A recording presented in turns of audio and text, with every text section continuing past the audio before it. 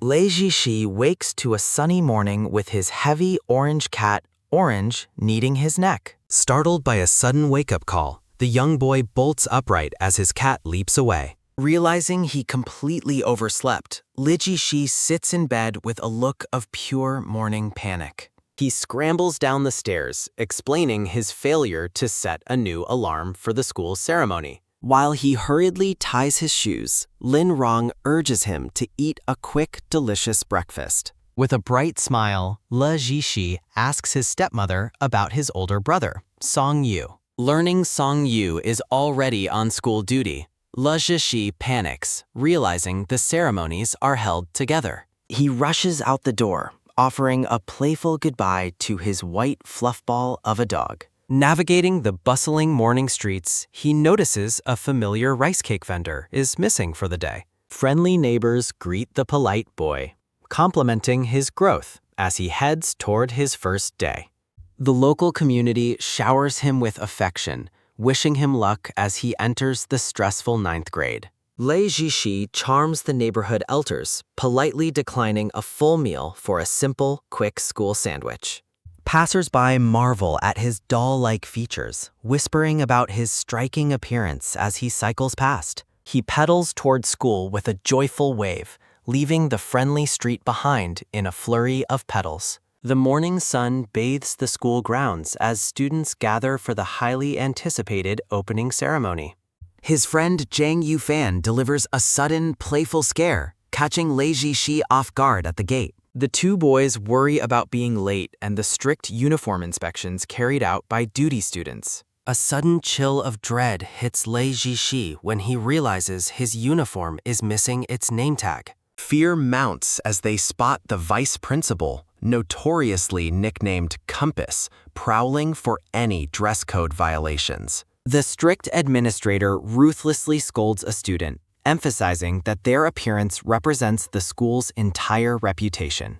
Desperate to avoid the disciplinary list, Lei Jixi begs Zheng Yufan to help him hide the infraction. The boys attempt a stealthy shuffle past the authority figure, hoping their small statures remain unnoticed. A sharp, booming command halts them in their tracks, singling out the student without a name tag. Paralyzed by the confrontation, Lei Jixi braces himself for a public reprimand and the ensuing consequences. The vice principal looms over them, demanding to know his class, while the boy stammers an apology. A harsh lecture follows about the simplicity of wearing a tag, leaving Lei Jixi visibly shaken. Just as hope fades, a firm hand suddenly reaches out and takes hold of the boy's arm. In a silent, confusing moment, a mysterious person makes contact with the stunned and wide-eyed student. Discreetly, the stranger slips the missing name tag directly into Lei Jixi's open, trembling palm. He looks up to find his brother, Song Yu, standing there with a cool, detached expression. Song Yu, the dark-haired duty student, gazes at him with an aura of calm, silent authority. The older boy's presence is commanding yet protective, providing a silent shield against the vice principal's ire. Lei Jixi softly calls out to his brother as Song Yu turns to walk away without a word. A quiet instruction to put the tag on follows, leaving Lei Jixi watching his brother's retreating back. Confusion ripples through the scene as the boy holds up the tag he supposedly forgot. The vice principal's anger vanishes instantly, satisfied that the boy is actually in proper attire after all. They bolt toward the classroom, though Jiang Yufan remains deeply suspicious of the secret handoff he witnessed. Safely inside, his friend demands the truth about how the tag ended up with his brother. Lei Jixi hesitates, his mind drifting back to the long history and complex bond they share. Thunder crashes.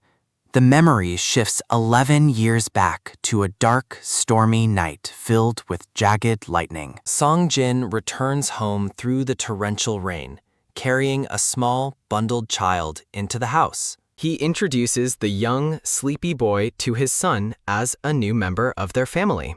Two young boys stare at one another, beginning a shared life neither of them truly expected. A tragic revelation unfolds as the adults discuss the parents lost to a sudden mountain avalanche. In the quiet of the kitchen, they resolve to raise their childhood friend's orphaned son as their own. Boom! The storm outside matches the internal upheaval of a child too young to understand death. A tiny, tearful Lei Jishi stands alone in the dark hallway, crying out in his loneliness. Rumble. Thunder rolls as young Song-yu finds the toddler and questions his presence in the hallway. Patting the child gently, the older boy offers a comfort that effectively silences the toddler's frightened tears. In a tender flashback, young Lei Jishi clings to his older brother, Song-yu, finding safety in his presence. Years pass as they grow together, with a curious Lei Jishi observing nature while Song-yu quietly reads nearby. Excitement fills the morning commute until Song-yu gently shushes his exuberant little brother on the public bus. A pivotal childhood memory surfaces as Song-yu calls Lei Jishi back, forever changing the dynamic of their bond. Song-yu delivers 3 strict rules, beginning with a demand that Lei Jishi never call him brother in public. The older boy turns his back, leaving a cold distance between them that the young boy must now navigate. Gazing down with a stoic expression, Song-yu asks if his younger ward can truly uphold these new boundaries. Though pained, Lei Jishi accepts the distance, fearing that being completely ignored would be a far worse fate. Returning to the present, Jang Yu-fan presses for the real story behind the miraculous reappearance of the name tag. Lei Jishi argues that his unique features make him unmistakable, though his friend remains hilariously skeptical of the situation. Relief washes over the boys as they recount the narrow escape from disciplinary action under Song-yu's watchful eye. From a distance, Lei Jishi watches the authoritative Song-yu perform his duties, a silent wall between their shared lives. A soft, determined smile touches Lei Jishi's face as he resolves to protect the secret of their complicated relationship. The scene shifts to grade 9, class 8, where a teacher's welcoming voice calls the students into the room. The boys scurry to their seats, hoping to avoid further trouble as the first day of school officially begins. Whispering about the upcoming ceremony, Jang Yu-fan reminds his friend to maintain perfect behavior to avoid the vice principal. Confusion strikes as Lei Jishi discovers an unexpected item tucked away inside his school bag during the quiet morning. It's an anonymous gift. However, the polite boy immediately decides he must return the expensive pen to its owner. Munching on his breakfast, he worries that keeping the gift might send the wrong signal to a hopeful admirer. With a focused gaze, he concludes that as a 9th grader, he is far too young to consider romantic entanglements. Jang Yu-fan is stunned by his friend's moral compass, comparing his good behavior to the more rebellious local students. Radiating charm, Lei Jishi promises to handle the rejection with kindness as he finishes his quick school sandwich. The bell rings, signaling the students to move toward the gymnasium for the grand opening ceremony of the year. In his haste to follow the crowd, a sudden, sharp snap sounds as a small pocket slips unnoticed to the floor. Struggle ensues as the chibi boy tries to juggle his breakfast and supplies, unaware of the impending medical crisis. Chewing quickly, he follows Jang Yu-fan out of the classroom, leaving his forgotten emergency medicine behind on the desk. A lingering sense of unease follows the boy as he finishes his juice, oblivious to the mistake he just made. He races down the sunlit hallway, eager to join the rest of the student body for the morning assembly. Entering the packed gymnasium, Lei Jishi searches in vain for a trash can to dispose of his sticky food wrapper. Rumors swirl among the girls about daring confessions being made to the legendary school hunk, the cold-hearted Song-yu. Overhearing the chatter, Lei Jishi fixes his hair, wondering if his brother will be the one taking the stage. Internal comparisons arise between Song-yu's detached aura and Lei Jishi's own warm, approachable, and striking physical appearance. He finds the public's obsession with comparing their looks both confusing and entirely unnecessary given their hidden family bond. Suddenly cornered, a curious girl asks Lee Jishi for his personal opinion on the mysterious and high-achieving senior Song Yu. The question leaves him paralyzed, forcing him to choose between his secret knowledge and a convincing, distant lie. Thinking fast, he offers a polite, generic compliment about his brother's good looks and impressive academic standing. He defends Song Yu's character, but nearly slips up when he realizes he shouldn't know his brother's personality so well. The surrounding girls lean in with predatory curiosity, sensing there is more to his knowledge than he is letting on. Jiang Yu fan jumps in, framing Song Yu's intervention with the name tag as a simple act of a helpful senior. Haunted by the past, Le Jishi huddles in the crowd, terrified that any exposure will lead to permanent abandonment. As the boring ceremony drones on, a sharp, sudden discomfort begins to bloom deep within the boy's stomach. Sweat beads on his forehead as the world begins to blur, the first signs of a dangerous allergic reaction. Panic sets in as his airway tightens, making every single breath a desperate and agonizing struggle for survival. Collapsing in the middle of the crowded floor, Le Jishi clutches his chest as the shadows of unconsciousness close in. A piercing amplifier screech cuts through the air as Song Yu steps up to the microphone to address the school. The senior begins his speech with calm authority, unaware that his younger brother is dying just a few rows away. Fading fast, Le Jishi looks toward the stage, but his brother's voice sounds like a distant, unintelligible echo. Despair hits as he checks the wrapper, realizing he accidentally bought regular wheat bread instead of the safe rice version. Chronicling the horror of his condition, the narrator explains that his severe wheat allergy triggers life-threatening asthma attacks. Vision tunneling. Le Jishi realizes with a final, terrifying thought that his emergency medicine is still back in the classroom. From the podium, Song Yu freezes mid-speech, his gaze locking onto a commotion in the distant student crowd. Looking down, the black-haired senior spots the brown-haired boy collapsed and struggling for breath on the floor. Fear and worry etched on his face, Song Yu watches as Le Jishi fights against a severe allergic reaction. Teachers panic and call for help as the gymnasium erupts in chaos around the suffering, dazed student. Gasping and coughing, Le Jishi's vision blurs as his airway tightens, making every single breath an agonizing battle. Clack! A sudden thud echoes as Song Yu drops everything, abandoning his duty to save his younger brother. Breaking his stoic mask, the black-haired senior stares at the scene with an expression of intense, desperate concern. Stunned faculty watch as the representative speaker sprints off the stage, rushing toward the fallen boy in need. Wang Cheng, the homeroom teacher, supports Le Jishi while desperately urging him to stay calm and keep breathing. Song Yu arrives like a storm, his authoritative presence instantly demanding space as he reaches his brother's side.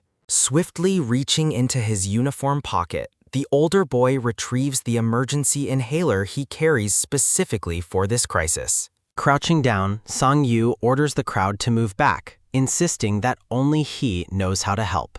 With a firm hand, the older boy reaches out to loosen the tight tie of Le Jishi's school uniform. Song Yu lifts the boy's chin, his eyes focused and steady as he prepares to administer the life-saving medicine. Holding him close, Song Yu guides the gasping boy through several hits of the inhaler until he finally exhales. Breathe! A rhythmic heartbeat line appears, signaling that the boy's heart rate is finally stabilizing after the crisis. As the color returns to Le Jishi's face, the homeroom teacher suggests a visit to the clinic for rest. Dazed and vulnerable, the recovering boy looks up into Song Yu's eyes and softly calls him brother in public. In a moment of pure instinct, Le Jishi repeats the forbidden word while the older boy watches him intently. A stunned silence follows as the vice principal and students realize the secret connection between the two boys. Shock ripples through the crowd, especially for Jang Yu-fan, who stares in disbelief at the revealed family bond. Later, the scene shifts to the quiet school infirmary, where Lee Ji-shi finally rests comfortably on a bed. Flashbacks recall the painful childhood bullying he endured because his unique, light features made him stand out from others. Over time, those same unique features and high grades turned his former bullies into a crowd of admiring followers. Outside, teachers and staff are stunned by the severity of the reaction and the seniors' incredibly quick response. Jang Yu-fan peeks through the clinic door, looking relieved yet deeply curious about the drama he just witnessed. Bringing a blue drink, Jang Yu-fan informs his friend that the teacher has given him permission to go home. The conversation turns to Song Yu's miraculous intervention, leaving Jiang Yu-fan suspicious of the incredible coincidence of the medicine. Lee Ji-shi sips his juice while his friend recounts how the senior allegedly found his name tag beforehand. The boy spits out his drink when Jang Yu-fan mentions how close they looked during the rescue. Panic sets in as Lee Ji-shi realizes he publicly called Song Yu brother, breaking their most sacred rule. He remembers the intense warmth of that older boy's embrace, fearing their long-guarded secret is now completely exposed. The reality is daunting. The hidden relationship they maintained for 2 years is now the talk of the school. Looking downward with a mix of shame and worry, the boy wonders how this slip-up will change everything. He stares at the carton in his hands, lost in a whirlwind of complicated emotions about his family life. Sunlight streams through a window as the topic of foster care is mentioned in their private bedside conversation. Jiang Yu-fan asks about the lack of adoption, prompting Lee Ji-shi to explain his deep loyalty to his parents. A warm memory of his biological parents surfaces, highlighting his uncle's wish that they never be replaced. Despite his embarrassment, the boy admits he can imagine how cool Song Yu looked during his dramatic rescue. In his mind, he sees his brother as a beam of light cutting through the darkness of his crisis. A sweet, determined smile touches his face as he realizes the juice tastes better after being saved by Song Yu. Finished with his drink, he tosses the carton into the trash, ready to leave the clinic behind him. Curiosity remains as Jiang Yu-fan asks about the very first time Lee Ji-shi discovered his life-threatening wheat allergy. As they walk, a girl with short brown hair approaches Lee Ji-shi, calling his name with a nervous expression. Blushing furiously, the student from class 11 asks if he is feeling okay after his collapse in the gym. She stands there with her hands clasped together, looking deeply relieved to see him back on his feet. In a friendly chibi scene, the polite boy thanks her for her concern, while his friend watches curiously. Jiang Yu-fan wonders who the girl is until the realization strikes him about a previous anonymous encounter. He identifies her as the girl who left the secret gift in the boy's backpack earlier that morning. The girl admits she left the items on his desk before he arrived, hoping he would like the surprise. Lee Ji-shi politely begins to return the gift, thanking the short-haired girl before delivering a gentle refusal. From the shadows, the black-haired senior watches the interaction with a cold, unreadable expression on his face. Explaining his family's strict rules, Lee Ji-shi returns the purple gift box, apologizing for being unable to accept it. Radiating kindness, the boy compliments her handwriting and the effort she put into choosing such a thoughtful gift. He remains firm but gentle, his profile glowing in the sunlight as he finishes his polite explanation. To soften the blow, he kindly suggests that the pen she chose actually suits her much better than him. The girl's direct question about his love life catches Lee Ji-shi off guard, leaving him momentarily stunned and speechless. Internal thoughts drift toward the meaning of true affection, contrasting general liking with a much deeper, more exclusive bond. He quickly dismisses the idea of a relationship, claiming academic focus and parental pressure are his only current priorities. Song-yu lingers nearby, his presence a silent anchor as he overhears his younger brother's careful rejection of the girl. As the pair walks past, the senior remains stoic, hiding his true thoughts behind a mask of cool indifference. Trying to lighten the mood, Lo Jishi suggests a group trip to the vending machine for some cold drinks. Jiang Yufan eagerly leads the way, oblivious to the emotional tension lingering between the brothers in the quiet hallway. A panicked chibi memory flashes through his mind as he recalls blurting out the word brother in public. "Wait for me," the boy shouts, sprinting toward the school gate to catch Song-yu before he leaves. In a sweet chibi scene, La Jishi explains that he bought drinks for everyone and put them in the machine. Catching his breath, the boy finally reaches his brother's side, relieved that the senior didn't leave without him. Touching his hair nervously, Le Jishi admits he was terrified that the morning's disaster had made Song-yu ignore him. He offers a pink can of juice as a peace offering, hoping to bridge the gap created by his mistake. Song-yu's gaze softens slightly as he notes that the younger boy's health seems to have fully recovered. Le Jishi looks up with wide, hopeful eyes, searching for any sign of forgiveness in his brother's steady expression.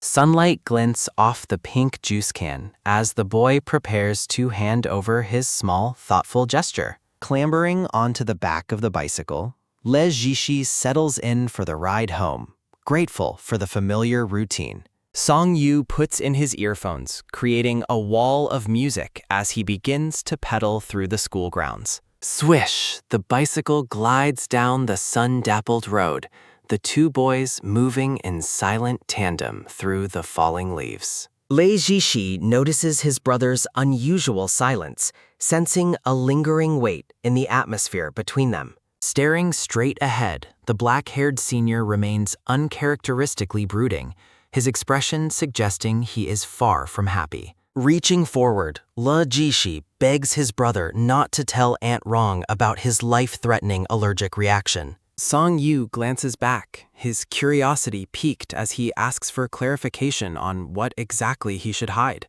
As they wait at the intersection, a bright green traffic light signals that it's finally time to move forward. Panic flares as Li Jishi recounts the details of his collapse and his accidental public confession of their bond. Exhausted by the day's drama, the boy leans his head against his brother's back, seeking comfort and stability. Song-yu shifts the topic toward early romance, teasing his brother about the girl he was just talking to. Flustered and blushing, Le Jishi vehemently denies having any romantic feelings for the student from class 11. He explains the rejection in detail, showing the juice can as proof of his merely friendly intentions. Chibi versions of the pair continue their bickering as Song-yu jokingly threatens to report the girl's public confession. Screech! The bicycle comes to a halt at their destination, and Song-yu curtly orders his brother to dismount. Looking up at the grand building, Le Jishi realizes they have arrived home, though the tension still remains. Walking side by side, the boy laments that, despite all his explanations, his older brother still seems deeply displeased. Inside, they are warmly greeted by Grandpa Zhang, who playfully compares the brothers' heights as they enter the restaurant. Professor Zhang hands over a box of food, expressing his wife's love for the dish before heading home. A feast is spread across the table as Aunt Rong serves dinner, asking the boys about the opening ceremony. Gulp! A chibi Le Jishi freezes mid-bite as the conversation turns toward the events of the school morning. Aunt Rong asks if Song-yu's speech went well, unaware of the medical crisis that unfolded during his presentation. A tense silence falls as the two brothers lock eyes, both aware of the secrets they are keeping from her. "I didn't," the boy stammers in a chibi panic, terrified that the truth is about to be revealed. Aunt Rong suddenly takes the blame, admitting she accidentally mixed up their name tags while doing the laundry. Whew! Le Jishi exhales a massive sigh of relief, thankful that the immediate danger of discovery has passed. Song-yu continues his meal in silence, his focused expression hiding his thoughts about the day's chaotic events. Haunted by the near exposure, Leji-shi remains on edge, wondering if their secret is truly safe for now. Leji-shi offers a sincere apology for ruining the speech, promising to be more careful with his diet. Song-yu questions if interrupting the ceremony was the real problem, leaving the younger boy startled by his tone. The black-haired senior asks about the whereabouts of the medicine, while his brother looks on with a guilty expression. Explaining his lapse, Leji-shi admits he ran out of old medicine and left the new, unopened bottle behind. Clasping his hands, the boy recounts his unexpected seizure, while Song-yu asks what would happen without his presence. Deeply shaken, Leji-shi realizes the true danger of the incident as Song-yu watches him with intense, somber eyes. Song-yu delivers a harsh reality check, reminding the younger boy that he cannot always be by his side. A devastated Leji-shi asks why his brother would say such a thing, his appetite completely vanishing from the stress. Internal thoughts reveal that Song-yu's cold words inflict much deeper pain than any physical allergic reaction ever could. The boy stares at the untouched dessert on the table, the emotional weight of their conversation hanging heavily between them. Memories of elementary school surface, showing how Song-yu has consistently acted as his savior during previous medical crises. A present-day memory of Song-yu's quick medical intervention reinforces the deep, life-saving bond the two brothers share. Looking downward with watery eyes, Leji-shi struggles to imagine a life where his brother isn't there to help. Visuals of the pair walking in opposite directions illustrate the boy's profound fear of being left to face danger alone. Standing alone in the shadows, the brown-haired boy looks heartbroken as he contemplates a future without his constant protector. Determined to change, Leji-shi vows to carry his medicine every day to prevent a repeat of the morning's disaster. Back in the dining room, the brothers share a quiet, lingering look as the tension slowly begins to dissipate. Song-yu meticulously removes unwanted ingredients from a bowl, performing a familiar, silent act of care for his younger brother. Telling him it's time to eat, the senior signals that the argument is over, much to Leji-shi's relief. In a sweet chibi scene, the pair enjoys lotus root together, a dish Leji-shi knows is his brother's favorite. The younger boy insists he will never grow tired of their daily routine, though Song-yu playfully dismisses the sentiment. Leji-shi argues passionately that variety is unnecessary when you already have the things you love most in front of you. Song-yu asks if he truly isn't bored with their life, his expression unreadable as he studies his brother's face.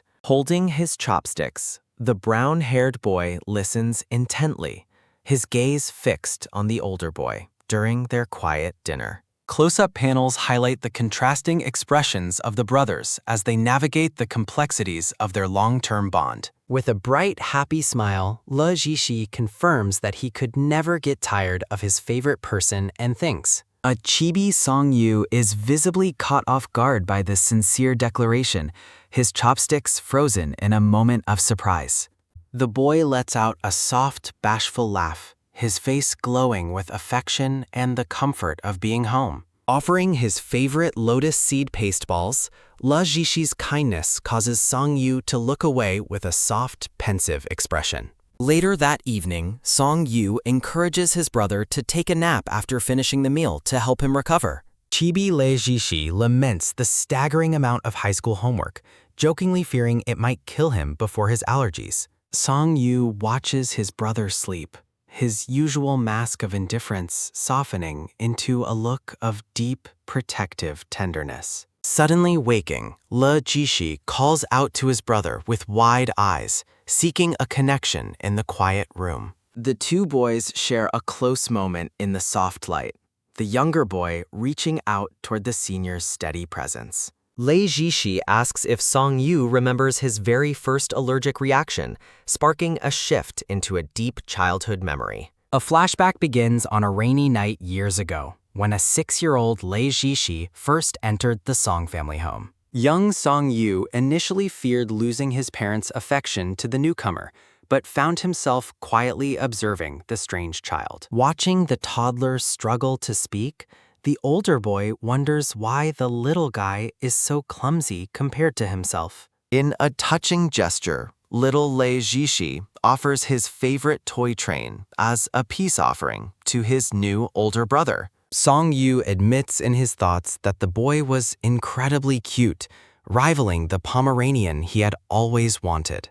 On his 3rd day with the family, the young boy begins wailing for his parents, his cries echoing through the house. Holding the toddler's hand, young Song-yu bluntly tells him to stop crying because the noise is giving him a headache. Despite his parents' attempts to comfort him, chibi Lei Jishi continues to cry out for his mommy and daddy. Overwhelmed by the constant sobbing, young Song-yu suggests to his mother that they should simply send the boy home. The rain patters against the window as the black-haired boy sits alone, reflecting on the heavy atmosphere since the newcomer's arrival. Song-yu's father gently explains that the little boy has no parents or home to go back to anymore. Gripping the toy train, the boy listens as his father confirms that their house will now be Leiji's permanent home. A soft creak sounds as Song-yu notices the crying toddler peeking through the doorway of his bedroom.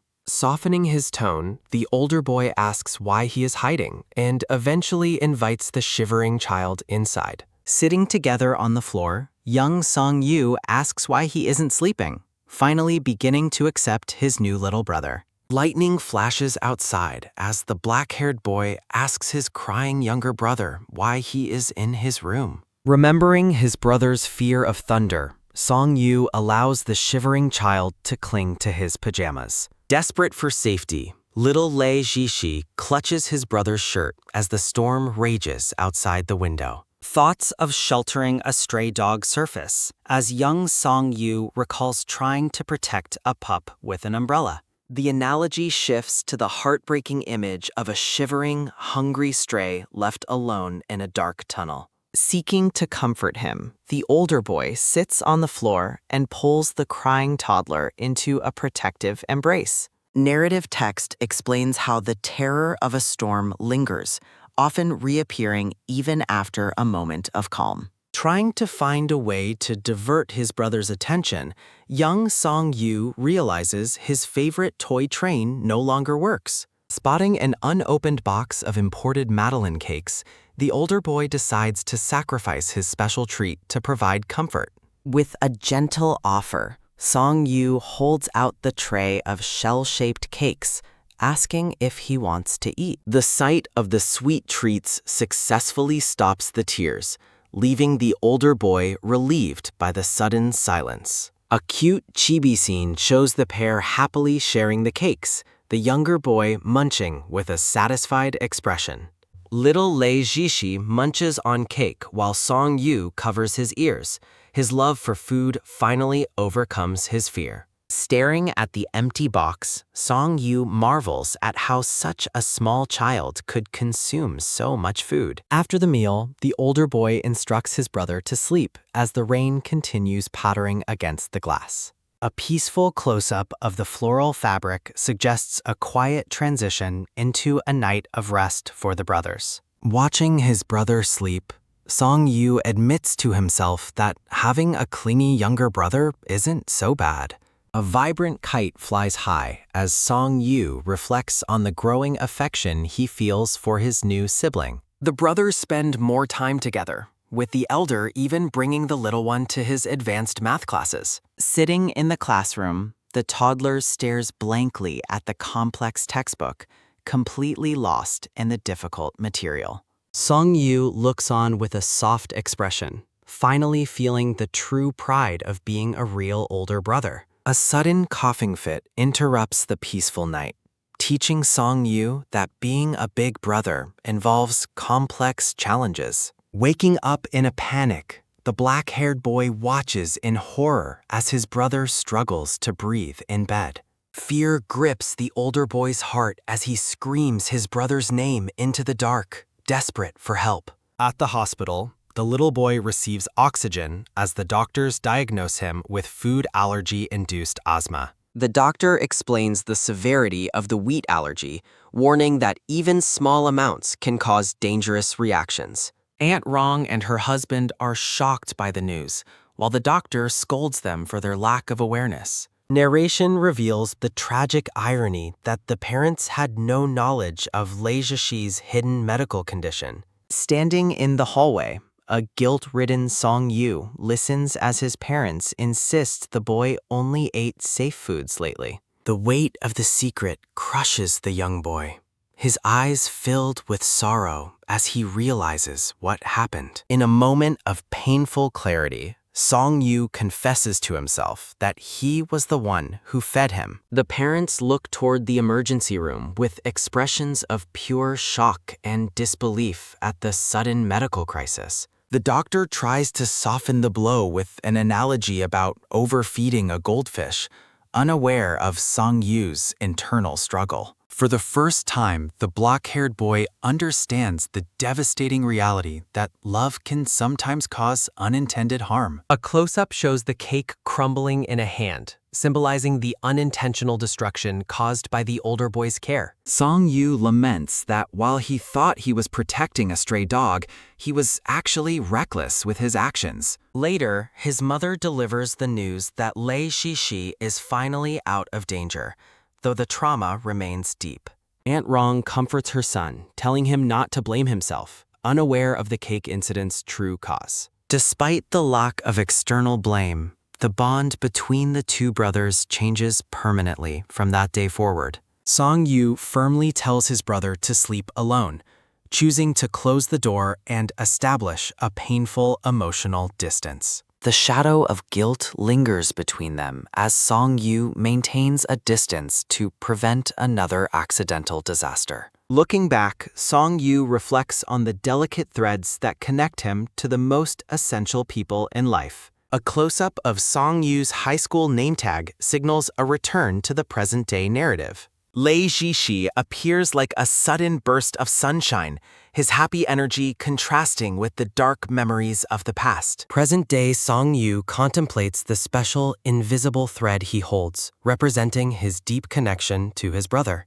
Metaphorical red strings entwine their hands, highlighting the fragile yet unbreakable bond they have shared since childhood. Lei Zhixi asks if his brother remembers their very first medical crisis, unaware of the depth of the trauma. Song Yu explains how the well-intentioned cake caused the asthma attack, finally revealing the origin of the allergy. Looking away, the senior admits his lingering unhappiness about almost causing the death of the person he loves most. In a chibi thought, Lei Zhixi realizes why he stopped getting treats and vows to be less childish. Returning to school in the afternoon, Lei Zhixi is met with cheers from classmates happy to see him recovered. Curious girls surround him, asking if he is really Song Yu's brother, despite the two not looking alike. Lei explains he lives with Song Yu's family, privately vowing to avoid the burden of everyone's unwanted pity. Chibi classmates excitedly wonder about Song Yu's handsome appearance at home and why Lei never mentioned him before. A classmate steps in to help, asking the crowd to give Lei space to rest after his recovery. The atmosphere shifts as Lei is informed that a senior from the high school department is looking for him. Met by several girls, Lei is questioned again about his brotherly connection to the famous senior Song Yu. The girls beg for Song Yu's private contact number, but Lei remains firm that it is confidential information. Left alone and overwhelmed, the boy sighs, realizing he has become a target for his brother's many admirers. Later that evening, a tired Lei Zhixi returns home, greeted by Aunt Rong, who notices his exhausted state. Admitting he is overwhelmed by the enthusiastic seniors, Lei gratefully accepts a bowl of warm rice cake soup. Aunt Rong mentions his uncle is abroad on business as Lei pets the fluffy white Pomeranian, Marshmallow, nearby. The boy happily finishes the meal, the comforting atmosphere of the home helping him recover from school day stress. A cute chibi scene shows Lei eating with gusto as Aunt Rong tells him to be careful. Lei reflects on his routine, explaining how he waits for his brother whose classes dismiss much later.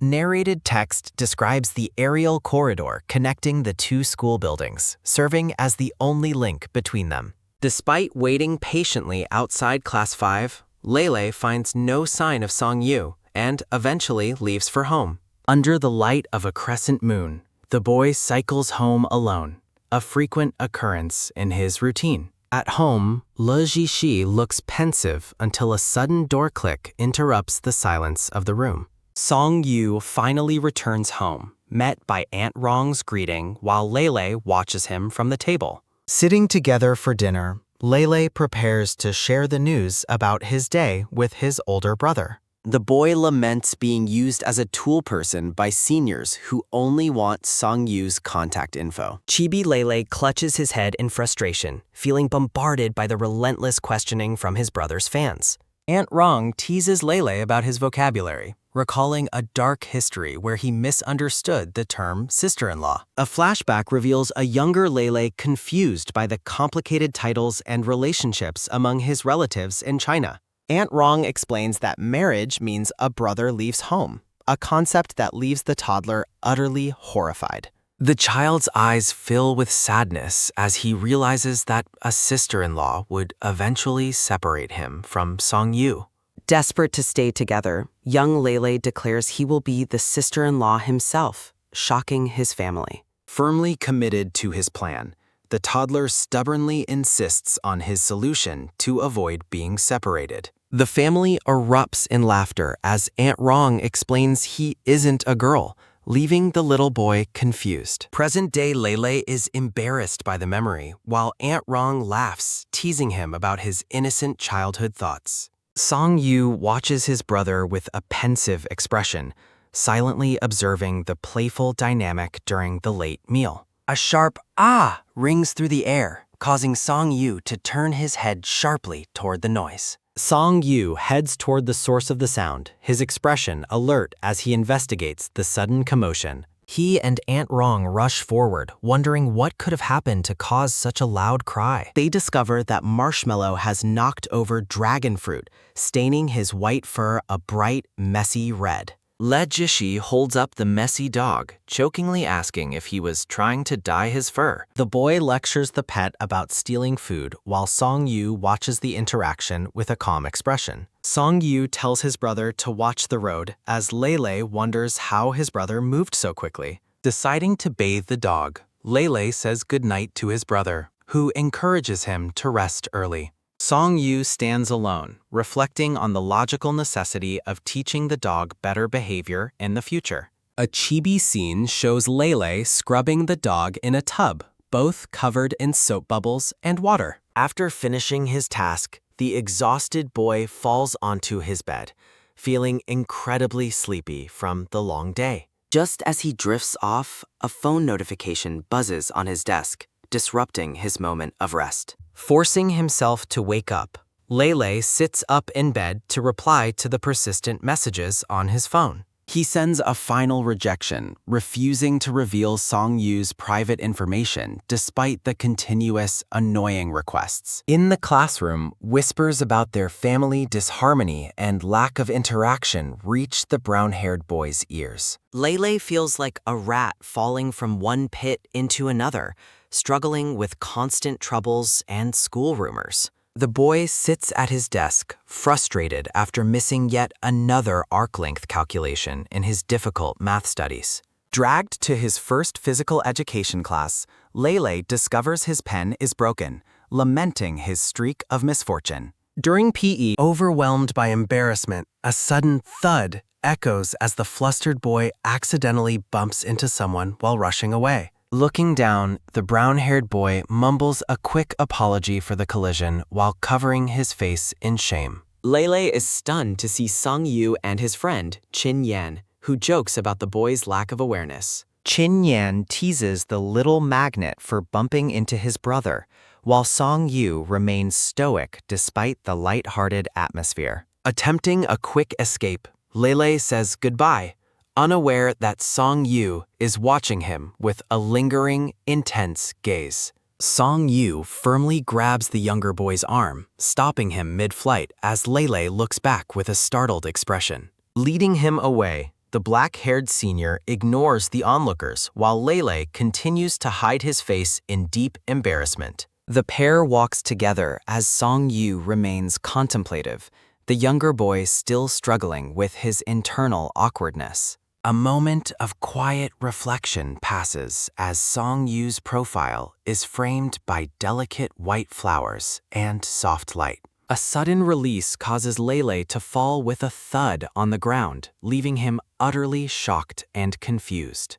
Sitting on the pavement, the brown-haired boy touches his face, wondering why he was suddenly let go. Song Yu kneels before him, gently lifting the younger boy's chin to inspect his face with unwavering focus. Despite Lele's attempt to hide, Song Yu remains close, questioning what he is so desperately trying to conceal. Offering a hand, Song Yu asks if he plans to return to class while in such a disheveled state. Chibi Lele complains about his sore back after the fall, persuading the nonchalant senior to slow down his pace. They arrive at the infirmary, where Song Yu tells him to wait while he searches for the on-duty doctor. Finding supplies, the senior tells Lele to open his mouth, preparing to clean whatever is on his face. As Song Yu cleans his face, Lele is reminded of the dragon fruit incident, feeling like a pampered pet. The black-haired senior remarks on the boy's constant trouble,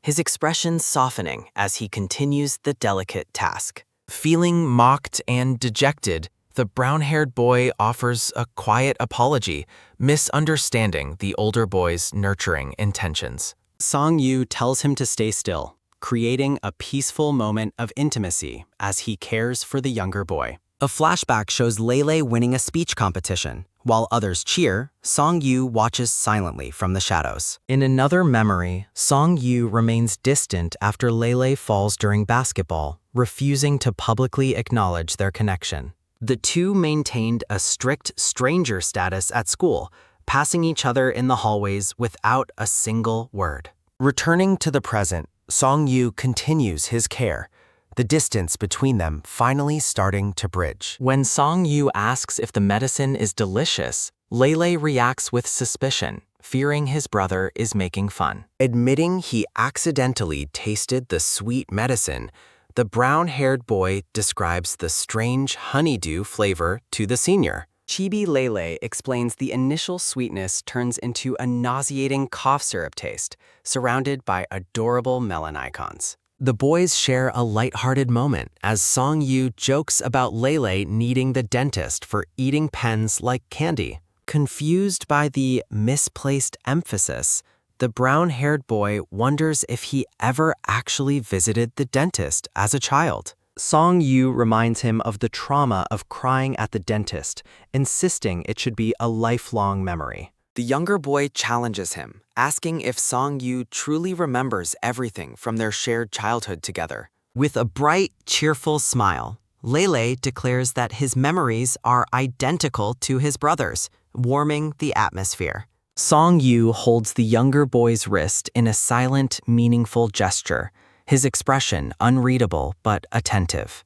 The brothers continue to bond in the quiet infirmary, the earlier tension replaced by a soft, genuine laughter. Sitting together, Song Yu feels a sense of peace, realizing that no words are needed in this comfortable silence. Lele looks out the window, his expression shifting to one of quiet contemplation as he rests in the room. Song Yu notices the boy's bare wrist and asks why he isn't wearing the watch he gave him. A flashback reveals a 10-year-old Lele excitedly presenting a gift box to his brother with a wide smile.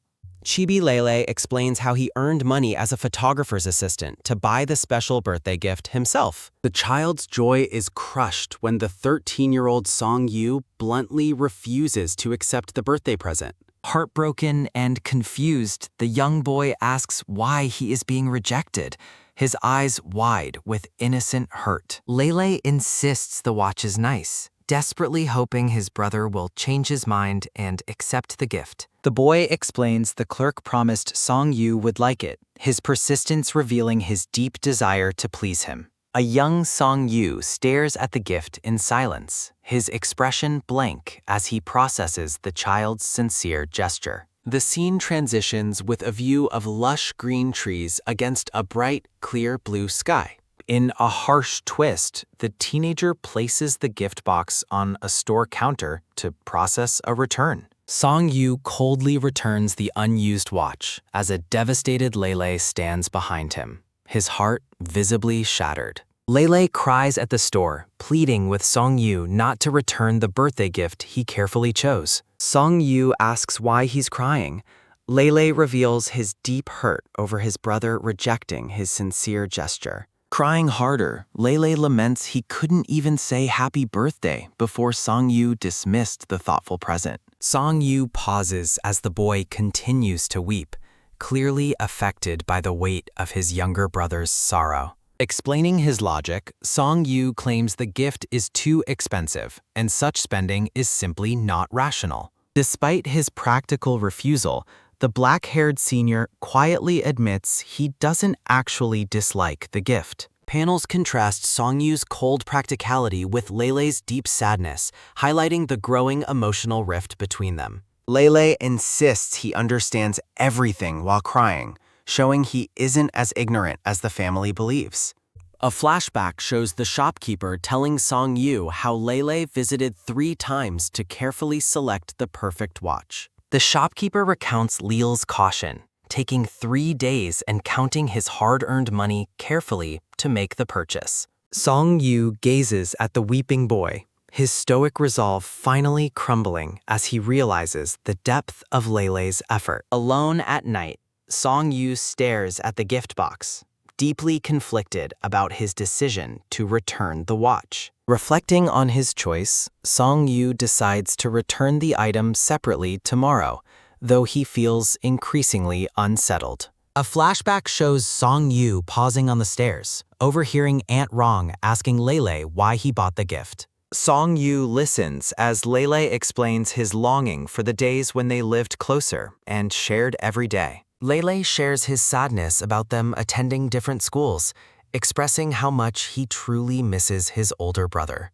With a bright, hopeful smile, Lele says he wanted the watch to accompany his brother in his absence. The child happily imagines Song-yu thinking of him every time he looks at the watch to check the time. Song-yu stands speechless on the stairs, fully grasping the purity and intensity of his younger brother's affection. Lele's tearful face returns in a flashback as he insists his intentions were thoughtful and well-considered. Song-yu realizes that behind the boy's crying fits lay a profound desire for connection and recognition. A close-up shows the watch on Song-yu's wrist, proving he kept the gift despite his initial rejection. Memories of childhood dentist visits and medical care flicker through Song-yu's mind, proving he remembers every moment. Song-yu wonders which of them truly relies more on the other's company as the years pass by. A sharp hiss breaks the silence as Song-yu tends to Lele's face, pulling the senior's focus back. Lele asks why Song-yu isn't wearing the watch, but the senior remains focused on the medicine. Song-yu remarks on the boy's persistent questions. Lele replies that one simple answer would have stopped them. Song-yu feels like an ogre from a horror movie, realizing his silent intensity might be overwhelming the boy. A chibi scene shows a tiny Lele served on a plate, illustrating Song-yu's internal sense of self-reproach. Lele looks up with a flustered expression, describing his brother as a calm but terrifyingly intense presence. Close-ups of Lele's eyes emphasize his vulnerability as he waits for Song-yu to finish the treatment. Song-yu tells him to keep his eyes closed while the wet cotton swab itches his sensitive skin. Lele notices the lemon detergent scent on Song-yu's collar, finding a familiar and instinctive comfort in it. Tasting the medicine, Lele grimaces and complains about the bitterness as he keeps his mouth open. A sudden pause causes Lele to open one eye, questioning why his brother has stopped the cleaning process.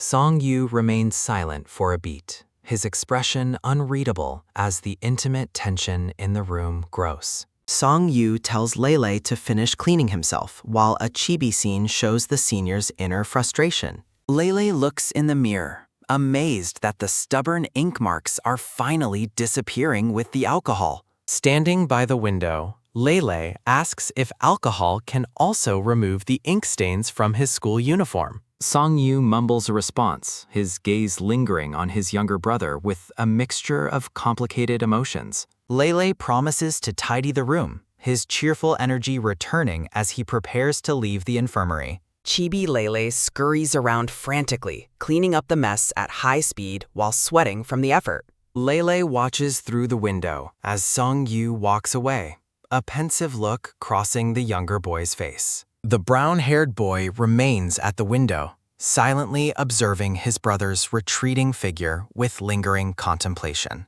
Sunlight filters through the school grounds as Lele stands alone, the quiet atmosphere reflecting his internal mood. Lele sips a sweet drink, reflecting on the bitterness of the alcohol and his preference for sweetness. A classmate rushes up to Lele, breathlessly asking if he is okay after hearing rumors of trouble. The boy explains the class heard Song Yu dragged Lele away to beat him up in secret. Shocked by the rumors, the classmate checks Lele's face for signs of the reported injury. Lele clarifies that Song Yu didn't hit him, while a chibi scene shows the dramatic misconception of others. Lele sips a drink, reflecting on how his classmates' vivid imaginations led to the rumors about his brother. Denying that Song Yu would ever hit him, the brown-haired boy quickly changes the subject to playing basketball. On the court, a classmate invites Lele to join. A chibi version of the boy worries about his skill. Teammates welcome Lele while a reddish-brown-haired senior sneezes nearby, watching the students gather on the school grounds. As the senior comments on Lele's popularity, Song Yu expertly shoots a basketball through the hoop behind him. A close-up of sneakers on the red court transitions to Song Yu looking down with a pensive expression. Standing in his red jersey, the black-haired boy remains quiet as he prepares for the next play. Qin Yan drapes an arm around Song Yu, asking who provoked him before requesting to see his watch. Song Yu hands over the watch. His friend notes its quality and realizes it's a deeply precious gift. The black-haired senior calls the gift giver his baby, prompting laughter from his friend as they walk together. Back in class, Lele doodles while classmates gossip about the supposed dental injury caused by Song Yu. Lele firmly defends his brother, insisting the rumors are false and that Song Yu is actually very kind. A close-up of the brown-haired boy highlights his unwavering determination to protect his brother's reputation from gossip. Lele declares he will never allow anyone to speak ill of Song Yu while he is present. Classmates question their relationship. Lele remains silent, unable to explain the depth of their bond to outsiders. Doodling a tiny character, Lele decides that engaging in meaningless arguments only makes him look foolish. A student interrupts Lele's thoughts, informing him that someone is waiting to see him outside the classroom. Lele looks toward the doorway, his heart fluttering as he wonders if his brother has come to visit. A close-up of the boy's face shows a bright, hopeful smile as he anticipates the visitor's identity. Seeing Qin Yan instead of his brother, Layla's expression shifts to a polite but slightly surprised look. Qin Yan smiles broadly, teasing the younger boy for appearing disappointed by his presence at the door. A chibi scene shows a persistent Lele focused on his senior, surrounded by a playful floral background. Qin Yan laughs heartily at the boy's suggestion, finding their sibling dynamic more humorous than he expected. Moving away from the crowded hallway, the senior prepares to discuss a more serious and important matter. Qin Yan, the radio station president, invites Lele to become an English broadcaster, citing his excellent recitation skills. Lele suggests Song Yu instead, but Qin Yan admits he cannot easily persuade the intimidating older brother. Chibi panels illustrate Qin Yan's long history of visiting Lele's home, cementing their close and familial friendship. A close-up of Lele's tie and name tag signals a transition into his new role at the school. At home, Lele's parents are shocked to learn he will be working at the radio station every Friday. His mother offers to bring him meals, recalling how she pampered him during his elementary school years. Chibi Lele remembers his classmates' envy over his luxurious lunches, while the present Lele reacts with embarrassment. Lele declines the offer to avoid being a burden, reaching out to pet a cat as he speaks. His mother dramatically laments his independence, feeling her maternal affection has nowhere left to go. Song-yu enters and supports Lele's decision, while his mother jokes about their shared biological traits. Drying his hair, the black-haired senior lets out a brief, amused sound at the family's playful bickering. A chibi Song-yu heads upstairs, silently dismissing the dramatic scene in the living room as theatrical nonsense. The scene shifts to Friday at the radio station, where white blossoms frame the bright afternoon sky. Lele arrives at the station promptly after his classes, greeting a senior girl who is waiting inside. The senior hands Lele a script, explaining that he only needs to prepare the opening remarks and introductions. Putting on a pair of headphones, the brown-haired boy looks nervous but focused on his first broadcast. The senior offers encouragement, detailing how he will introduce and play the music for the listeners. Outside, students head toward the cafeteria while the radio program begins to broadcast across the campus. Walking with Chin Yen, Song-yu listens as his friend asks about a lengthy conversation with a teacher. A flashback shows teacher Wang Qian requesting Song-yu's assistance with school matters outside of class. Chin Yan questions the teacher's continued reliance on Song-yu as they walk along the elevated corridor. Grumbling about his hunger, the reddish-brown-haired senior hopes for his favorite meatballs at dinner tonight. Song-yu freezes in place as a familiar voice introduces itself as Joy over the school speakers. Inside the station, Lele speaks warmly into the microphone, his voice carrying through the entire school grounds. Song-yu's expression shifts to one of quiet recognition as he realizes his brother is the new broadcaster. Confidently, the boy recommends a song to his audience, his debut successfully bridging the distance to his brother. Song-yu looks startled as his red-haired friend asks if the server suddenly disconnected.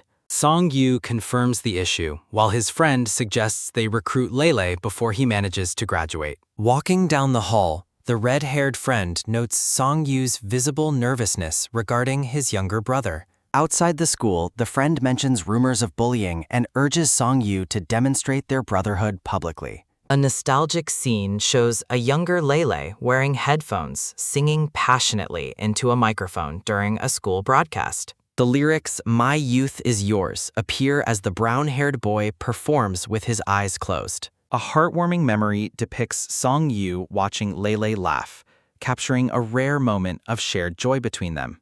Song-yu's expression remains soft and contemplative as he stands amidst the falling leaves of the schoolyard. Back in the broadcast room, the long-haired senior suggests Lele take a break between his songs. The girl offers her homemade bento, apologizing to Lele for an earlier mistake she made during the session. In a chibi moment, a loud rumble sounds from Lele's stomach, prompting the girl to offer him dinner. Lele admires the colorful bento, but realizes he cannot eat any of it due to his severe allergies. Smiling politely, the brown-haired boy declines the meal, explaining his deskmate is already bringing him food. Lele looks slightly unsettled, perhaps worrying about the social awkwardness of refusing such a kind gesture. The boy reflects on how Song-yu strictly warned him never to disclose his life-threatening allergies to others. A flashback shows Song-yu emphasizing the danger, pointing out that an allergic reaction could be fatal for Lele. Returning to the present, the girl mentions seeing Song-yu's protective behavior during the school's opening ceremony.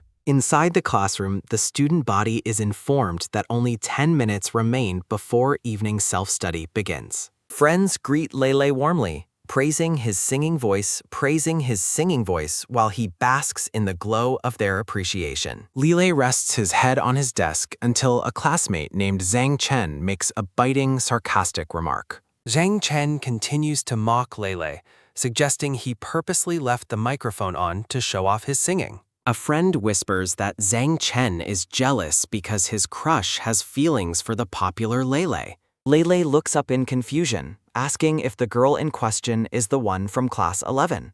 His friend explains how the class goddess confessed to Lele, leaving the bitter Zhang Chen feeling deeply slighted. Zhang Chen turns around with a scowl, clearly irritated by the conversation happening behind him. The focus shifts to Lele's uniform badge as the tension in the classroom continues to simmer. The girl jokes about the sour lemon scent of Zhang Chen's jealousy until a sharp slap sounds. The class monitor stands and commands everyone to be quiet and prepare for the start of self-study. Zhang Chen sits down with a huff while Lele considers clearing up the romantic misunderstanding later. Lele's friend presents a box of self-heating rice, explaining he couldn't find the requested rice balls. The boys discuss the risk of eating in class, but the friend insists Teacher Wang has already left. Chibi Lele is thoroughly impressed by his friend's thorough investigation into the teacher's whereabouts. The two students examine the blue container, eager to try the self-heating meal for the first time. They hatch a plan to sneak away to the restroom to eat without being caught. As a bell rings, the monitor confirms the teacher's absence, and the students cheer for their freedom. The black-haired friend eagerly offers Lele a taste of the food once they are alone. Lele agrees to the plan, but suddenly freezes, his eyes wide with shock at a new arrival. Lele and his friend gape in utter shock as a familiar figure enters the classroom doorway. Song Yu stands at the door, his presence immediately silencing the rowdy classroom as he looks inside. The senior grips the edges of the teacher's podium, looking out over the surprised student body. Song Yu announces that Teacher Wang invited him to share his experience preparing for entrance exams. Students are amazed that the school legend is actually substituting for their evening self-study session. Lele is stunned, remembering how they shared a homeroom teacher and thinking about their families. Song Yu explains the schedule for the session, inviting anyone who needs help to the podium. The black-haired friend coughs nervously, hiding behind a book as Song Yu takes charge. A cell phone displays a group chat where students are raving about Song Yu's attractive appearance. The chat continues with students wondering if Song Yu will get Lele into trouble for eating. Lele looks up with a start as he feels his brother's intense and watchful gaze upon him.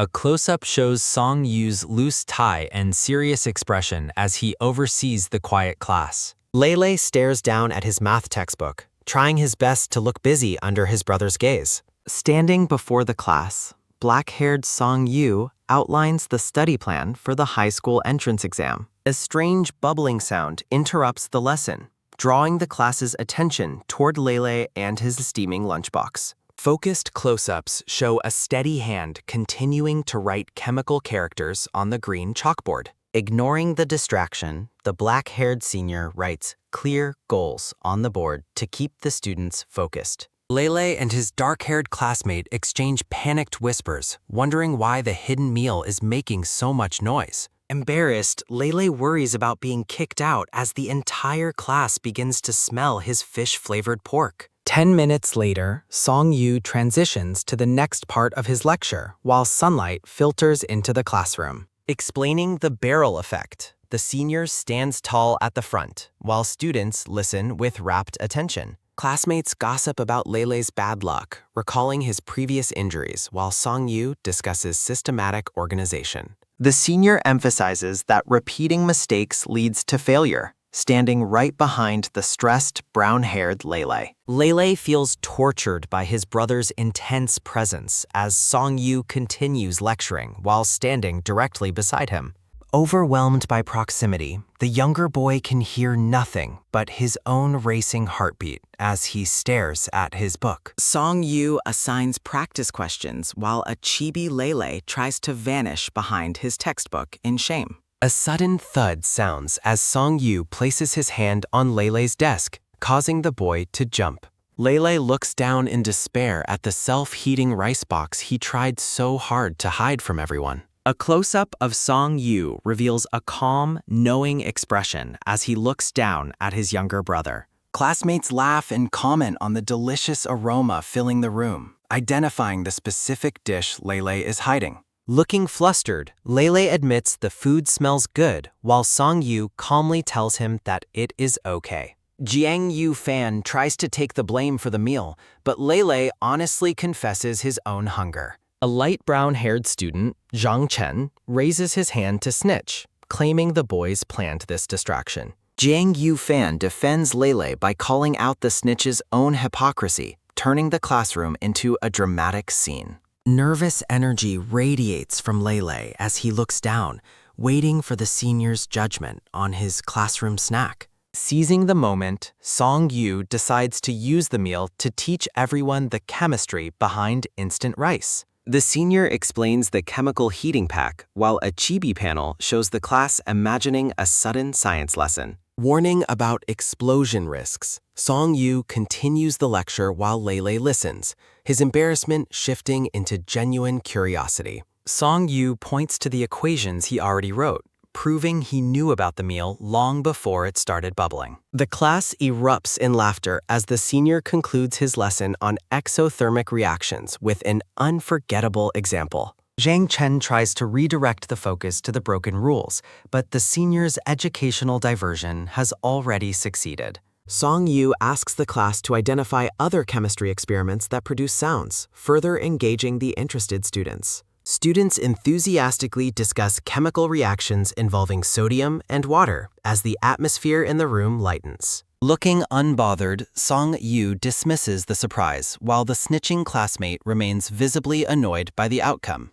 The senior explains the condensation of water vapor, noting that Lele wouldn't have chosen this meal if he understood chemistry. Lele reflects on being addressed formally as classmate, finding a strange sense of happiness in his brother's professional tone. Staring at his senior, Lele realizes that despite the cold exterior, his brother's expression is not one of accusation. The younger boy realizes the entire chemistry lecture was actually a clever excuse designed to protect his reputation. A gentle, affectionate hand pats Lele's head, making the boy's eyes widen in shock at the sudden contact. Song Yu tells Lele to report to the office, eat quickly, and return to class at top speed. With a small nod, the senior dismisses him, while a chibi Lele looks on with a mix of confusion and relief. Transitioning smoothly, Song Yu begins discussing the English revision plan as Lele remains focused on his textbook. From the back of the room, students admire how quickly and impressively the senior outlined the entire plan. The students whisper that their senior is more capable than many teachers as they watch him work. Checking the time on his watch, Song Yu prepares to end the session as the clock strikes the hour. The senior calls out Leal's name, catching the brown-haired boy off guard as he looks up. Song Yu orders Lele to wipe the blackboard, a punishment the boy finds comforting compared to being ignored. Lele happily agrees to help, even as other students complain that they haven't finished copying the notes. Looking over his shoulder, Song Yu suggests the students use their phones to take pictures of the board instead. Chibi student Jiang Yu Fan gossips about the snitch, while Lele reflects on how someone's jealousy can make them act foolishly. Two panels show Leal's hand pausing as he prepares to erase the chalk marks from the green surface. Jiang Yu Fan asks if Lele has his phone, but the boy notes the notes are already disappearing. Lele holds his phone with a polite smile, requesting his senior to send him a specific photo. At the sinks, the brown-haired boy washes his hands as a heavy downpour begins to rattle the windows. Spotting Song Yu in the hallway, Lele asks if a small gift is intended for him, looking hopeful. Song Yu explains the snack is from Qin Yan, while Lele mentions his new radio station role as they walk.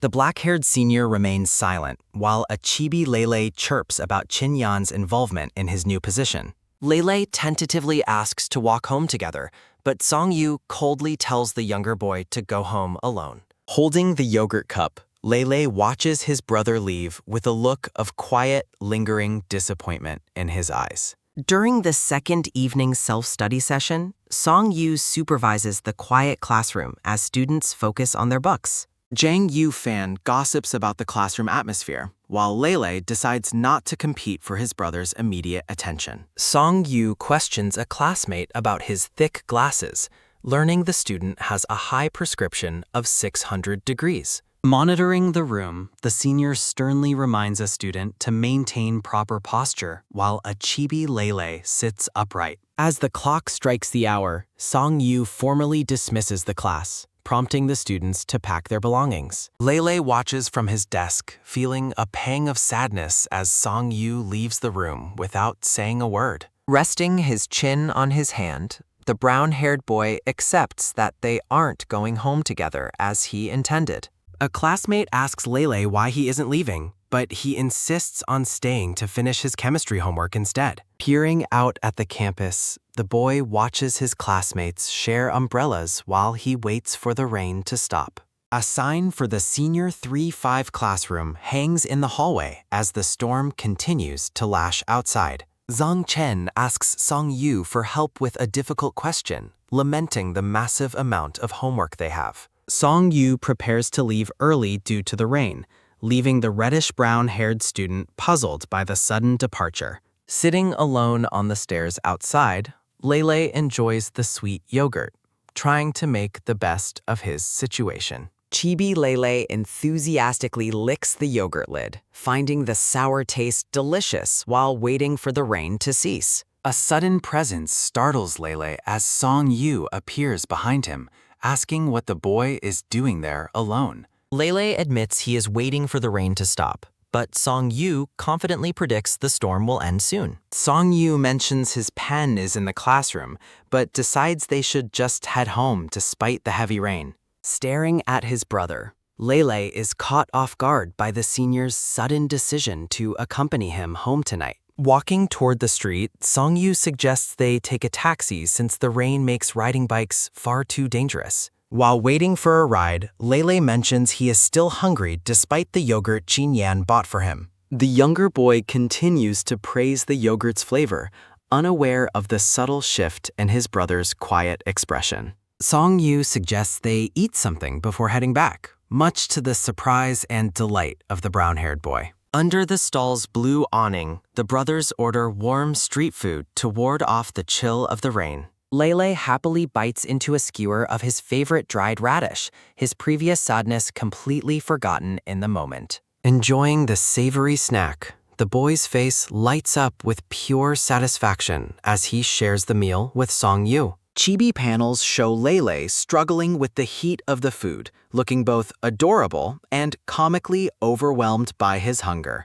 Looking embarrassed, Lele realizes he accidentally ate almost everything in the red cup before he could offer more. He offers the very last skewer to his brother, but Song-yu gently declines, stating that he is already full. A faint, affectionate gaze crosses Song-yu's face as he watches the younger boy enjoy the simple street food.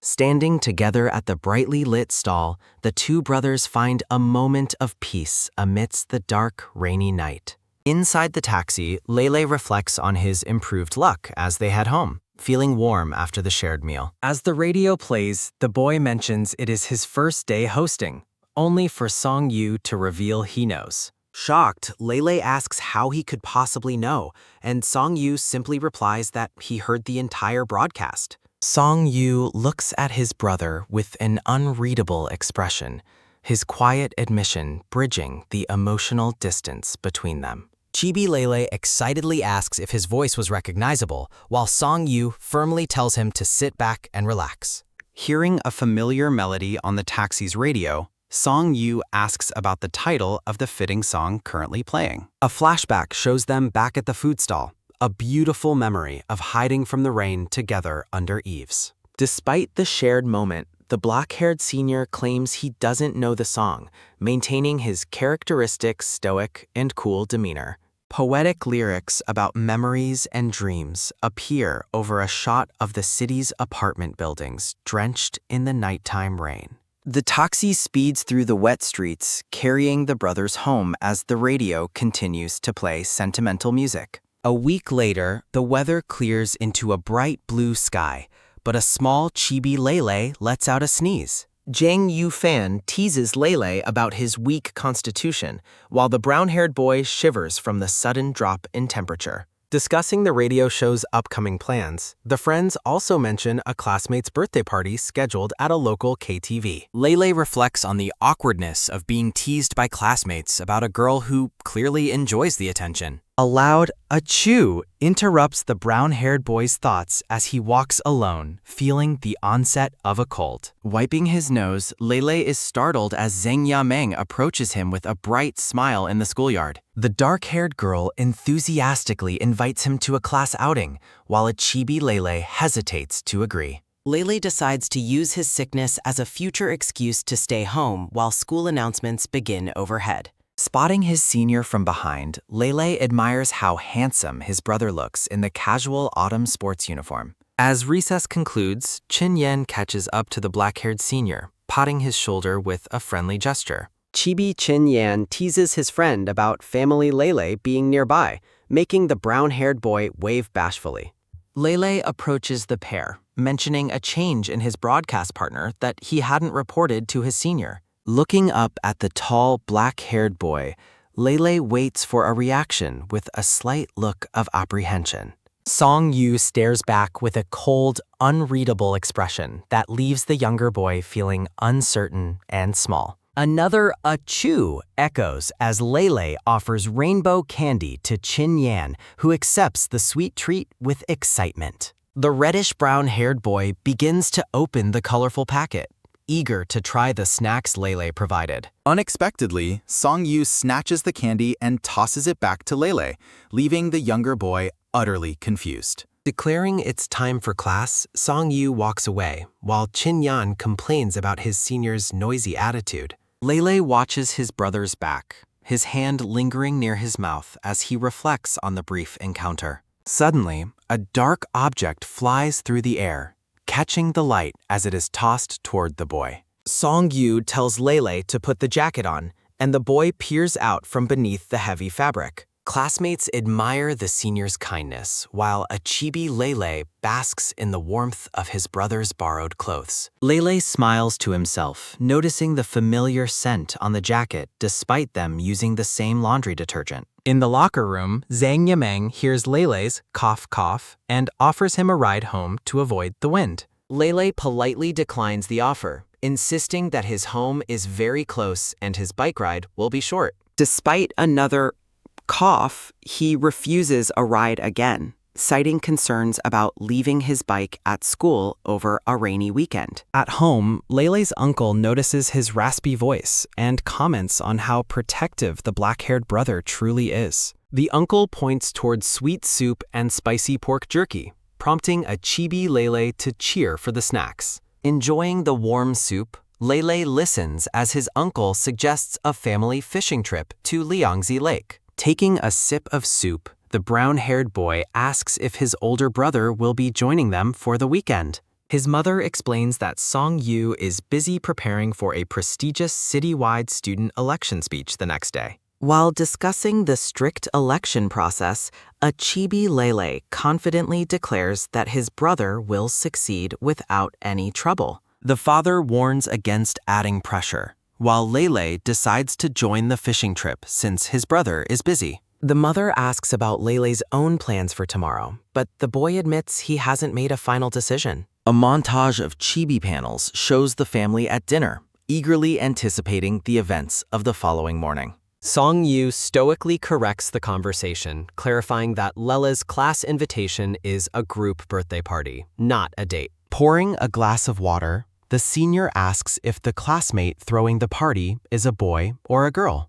Song Yu drinks as the uncle identifies Zhang Yameng, encouraging Lele to enjoy his time off over the weekend. A chibi panel shows Song Yu watching Lele intently while the boy eats a snack of dried shredded pork. Chewing on a piece of jerky, the senior listens as the uncle asks if the girl is considered pretty. The mother wonders if the girl likes our Lele, causing a sharp reaction from the senior in the corner. While the uncle teases the boy for being shy, The mother tells him to stop bothering the young student. Lele offers to return the jacket, but Song-yu tells him to just wash it before heading upstairs alone. The uncle warns Lele that silent types like his brother often suffer when they eventually fall for someone. The parents reminisce about their own romance while a chibi Lele announces he is full and ready for bed. Standing at the base of the stairs, Lele realizes his senior brother accidentally left his backpack behind. Approaching the room, Lele notices the sound of running water has suddenly stopped, leaving the hallway in quiet. The boy tentatively peers through the partially open door, wondering if his brother is still occupied inside the room. Lele stumbles forward, crashing directly into his shirtless brother who has just stepped out of the shower. With a startled, "Ah!" Lele looks up at his wet senior, who looks down at him with an intense gaze. Song-yu catches the flustered boy by the waist, his damp black hair dripping water onto his bare skin. Time seems to freeze as a single drop of water falls, and Lele stares in stunned silence at his senior. Returning the bag, Lele remembers their childhood baths together, while a chibi flashback shows them playing in the tub. Flustered, Lele announces he is heading to his room, desperately wanting to escape the awkward encounter. Song-yu suddenly stops him, prompting a confused reaction from a chibi Lele and his shirtless brother. The shirtless senior asks for his clothes back, his calm gaze making the younger boy even more nervous. Standing at the bedroom door, Song-yu bluntly suggests Lele remove the jacket immediately to return it.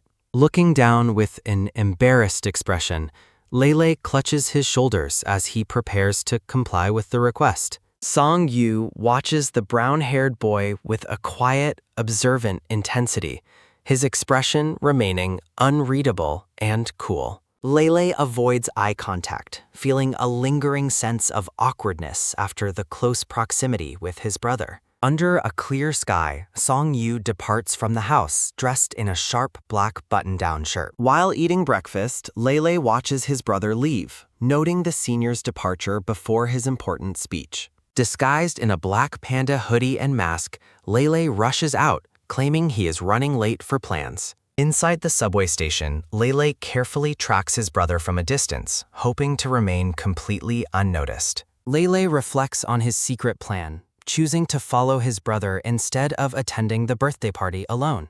Chibi panels depict Lele comically hiding behind other passengers to maintain his cover while stalking his older brother. In a pink subway car, Song-yu stands stoically, while a conspicuous Lele crouches nearby, thinking he's hidden. Following the crowd up the station stairs, Lele keeps a close eye on the black-clad figure ahead of him. Spotting a woman and child struggling with a large pink suitcase, Lele pauses his tracking to offer assistance. The kind-hearted boy steps forward to help with the heavy luggage, momentarily forgetting his mission to follow Song-yu. A close-up shows the pink suitcase as Lele sets it down safely at the top of the stairs. The woman thanks him profusely, while Lele thoughtfully advises her to use the elevator for the child's safety. Suddenly panicking, Lele realizes his detour has caused him to lose track of his brother's whereabouts in the station. He frantically scans the busy terminal, looking for any sign of his brother's distinctive black shirt and tall frame. Feeling defeated, Lele wonders if he has truly lost his brother, or if Song-yu realized he was being followed. Giving up on the search, Lele decides to buy milk tea and head home, treating the trip as a stroll. Brightening up, he orders his favorite sweet milk green tea with coconut pearls to lift his spirits. Horror strikes as Lele realizes he left his phone at home and carries no cash for the drink. A chibi Lele frantically shakes his hoodie pockets, hoping to find some spare change hidden in the fabric. Feeling incredibly embarrassed, the boy contemplates the awkward task of telling the worker he cannot pay for the tea. The shop employee cheerfully presents the finished drink, unaware of the young customer's internal financial crisis. When asked for payment via app or cash, Lele stammers, dreading the inevitable scolding for his forgetfulness. A familiar hand appears with a phone, and Song Yu's voice coolly announces he will pay via WeChat. Shocked and frozen, Lele recognizes his brother's presence immediately as his heart skips a beat in surprise. Song Yu completes the transaction, his sudden appearance catching the disguised younger boy completely off guard. Much to Lele's dismay, Song Yu casually takes the tea and begins drinking it himself, claiming it is sweet. Looking down at his brother, Song Yu asks why he came all this way, despite the clumsy disguise. Song Yu demands to know why Lele followed him, while the boy admits he just wanted to watch secretly. Lele complains that he wasn't informed about the important citywide election speech, causing him to resort to stalking. Song Yu stares back with a calm, stoic expression, absorbing the younger boy's frustrated and honest explanation. The senior dismissively claims he only notifies those with appointments, sparking an indignant and defensive response from Lele. Suddenly, Song Yu reaches out and pulls the boy close by his hoodie, surprising the flustered Lele once again. With a short, simple acknowledgement, the senior indicates he understands Lala's intentions as they stand close together. Song Yu tells his brother to look ahead, guiding him through the crowd with a firm but steady presence. Holding the boy securely from behind, the black-haired senior leads him forward, their height difference very apparent. Song Yu teases him for being a little social butterfly who forgot his phone, annoying the pouty chibi Lele. He reminds Lele to bring his phone next time he decides to follow someone secretly in the city. Song Yu warns that if Lele gets lost again, he won't come looking for him. His tone remains firm. The word again echoes in Lele's mind, triggering a sudden, long-buried memory from his early childhood years. A flashback reveals an 8-year-old Song Yu holding a 5-year-old Lele's hand during a trip to the park. The young brothers walk past a vendor with colorful balloons, the little boy eyeing the treats with excitement. Little Lele, with cute animal ears and a tail effect, points excitedly at a bright red fish-shaped balloon. Young Song Yu holds an ice cream cone and change, looking like a responsible older brother even at a young age. Lele searches the crowd as a dashed silhouette on his phone highlights a missing presence. A childhood memory surfaces of a staff member assuring a lonely Lele that his brother is waiting. In the past, a young black-haired Song Yu sits alone on a sofa, weeping over melting ice cream. Tears stream down young Song Yu's face, marking the first and last time Lele ever saw him cry. In the present, the brothers stand outside a grand hall, as Lele identifies their bond as a family relationship. At a registration desk, the boys provide their names while a volunteer questions the nature of their connection. Song Yu confirms their status with a single steady word, his expression calm and unwavering. The volunteer hands over their certificates, directing the black-haired senior and his brother toward the volunteer arrangements. A woman leads the pair through the sunlit auditorium, gesturing for them to take their seats. Song Yu and Lele stand together in the rows of chairs, the warm light of the hall surrounding them. The brown-haired boy looks up with a curious and slightly confused expression as he observes their surroundings.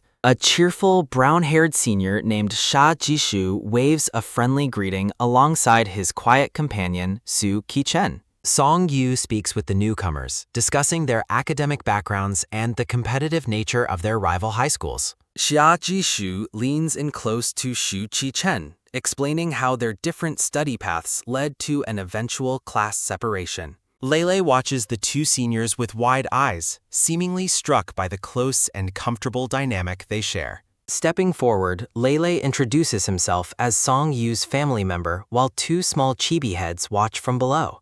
Xia Jishu smiles broadly, repeating the phrase family member as he takes in the young boy's appearance. The brown-haired senior laughs off his earlier misunderstanding, noting that the two brothers don't look alike at all. A chibi Lele with dog ears sparkles as Sha Jishu admires his fair skin and bright, expressive eyes. Lele clarifies that while they aren't related, he lives in Song Yu's house, prompting a thoughtful look from the senior. Song Yu delivers a silent, sharp glare toward Sha Jishu, who begins to sweat nervously under the intense pressure. The seniors express their desire for a cute younger brother, while Lele insists once more on their non-biological bond. Shu Ki-chen offers a polite introduction and a firm handshake, welcoming the brown-haired boy into their conversation. As they discuss the timing of his birth, Song-yu watches Lele and Shu Ki-chen interact with a quiet intensity.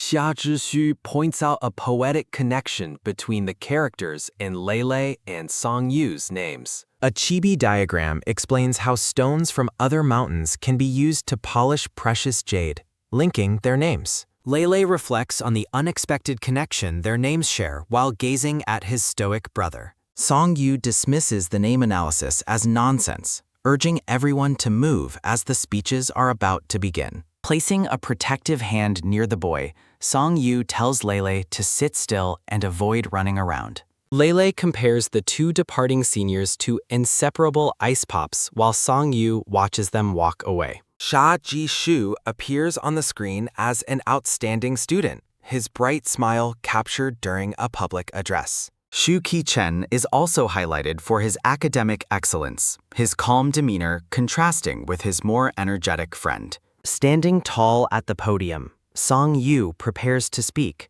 his dark shirt and serious gaze commanding the room's attention.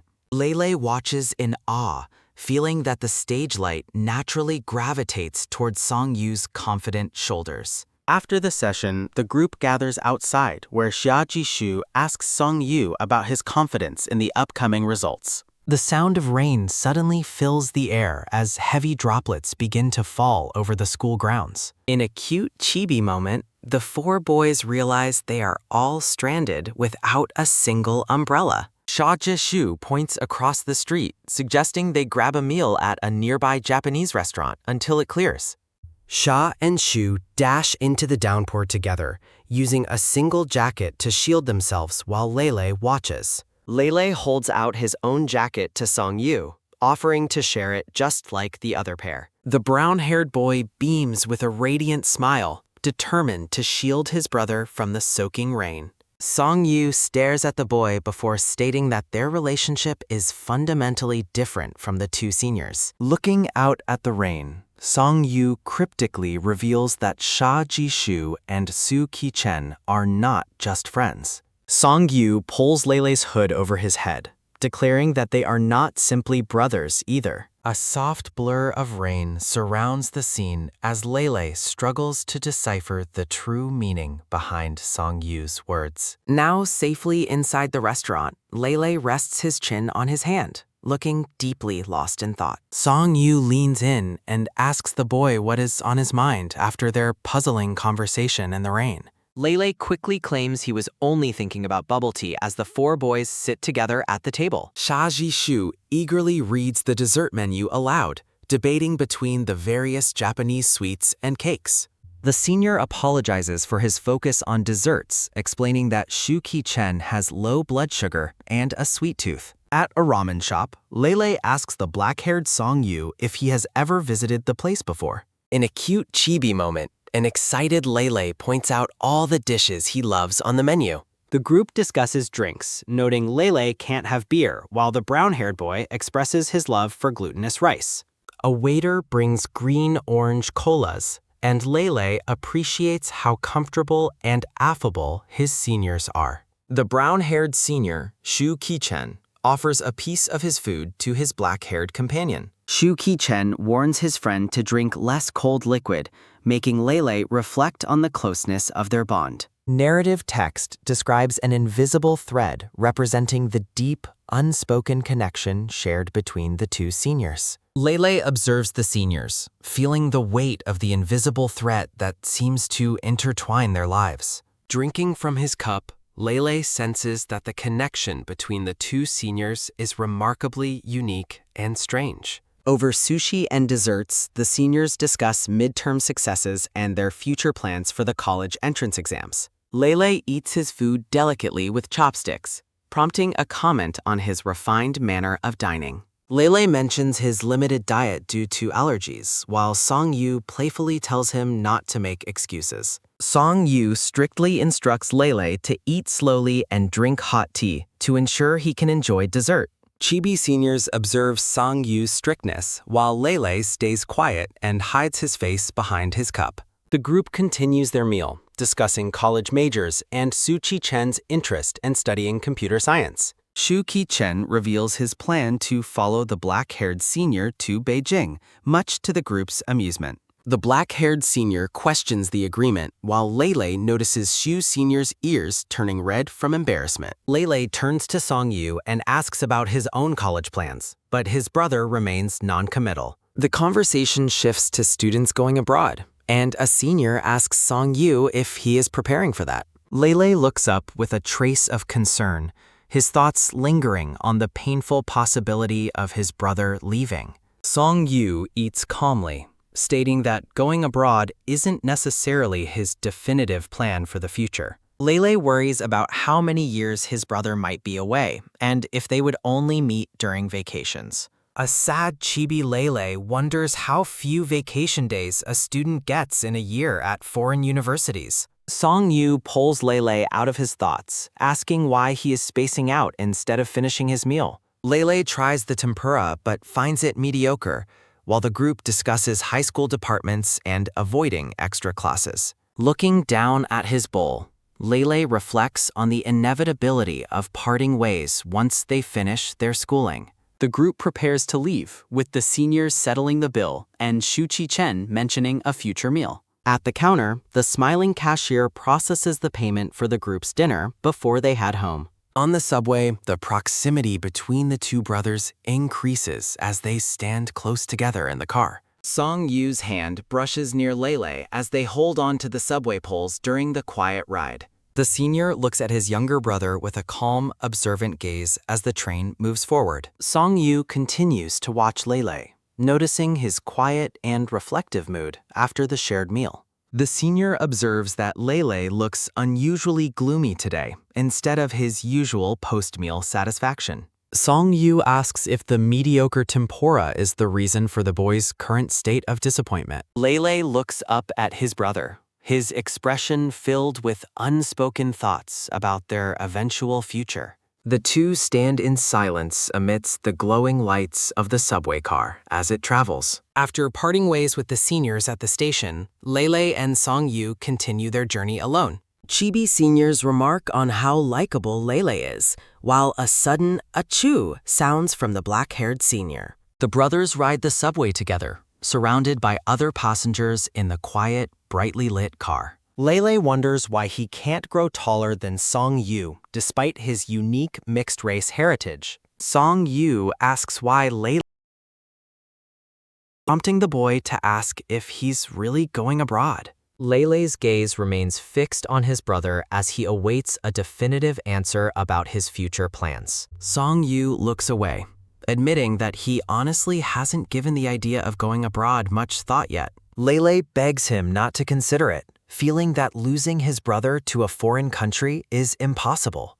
The boy's attention is briefly drawn to a couple standing together on the train near them. A close-up reveals Lel's deep contemplation as he observes the world around him in the quiet subway. A memory of the seniors sharing a jacket in the rain resurfaces as Lele recalls their mysterious bond. Song-yu explains that the two seniors are not ordinary friends, hinting at a much deeper relationship. Lele realizes that their bond is exceptionally good, even if it's hard for him to define. Remembering Song-yu's kindness, Lele concludes that even if they aren't real brothers, being friends is great.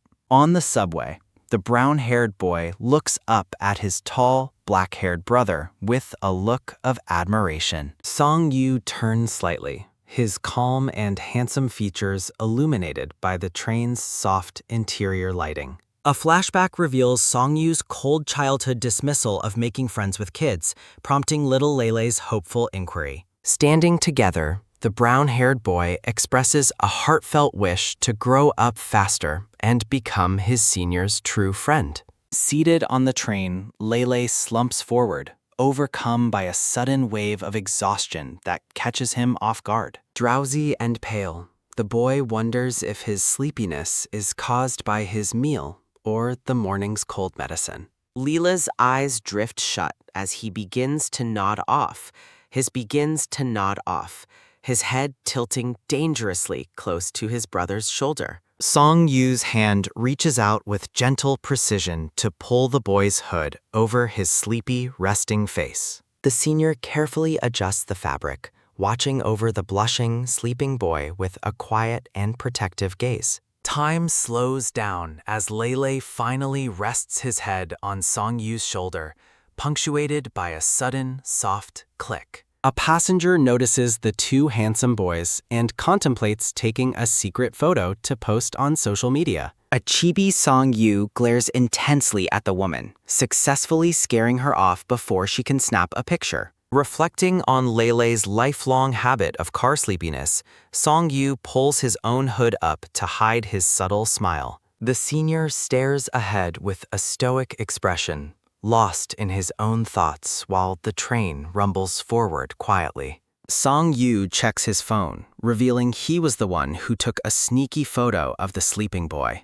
Standing near the doors, the black-haired senior scrolls through his device while Lele remains tucked safely behind him. Looking at the screen, the senior realizes Lele doesn't even have his phone to receive the cheeky secret message. Song Yu watches his sleeping brother, regretting that he cannot retract the photo he already sent to the boy. 2 months pass, and the air is filled with the sweet, blooming scent of yellow osmanthus flowers. Aunt Rong calls the boys out to help harvest the blossoms to prepare a fresh batch of sweet syrup. Lele uses a long pole to often shake the branches, delighting in the sweet fragrance that fills the garden air. Song Yu stands nearby, acknowledging the pleasant scent with a simple, quiet grunt as he watches the boy work. Aunt Rong warns them to leave some flowers on the tree so they can still enjoy the natural aroma. Excited by the harvest, Lele calculates how many bottles of syrup and candied treats they can make together.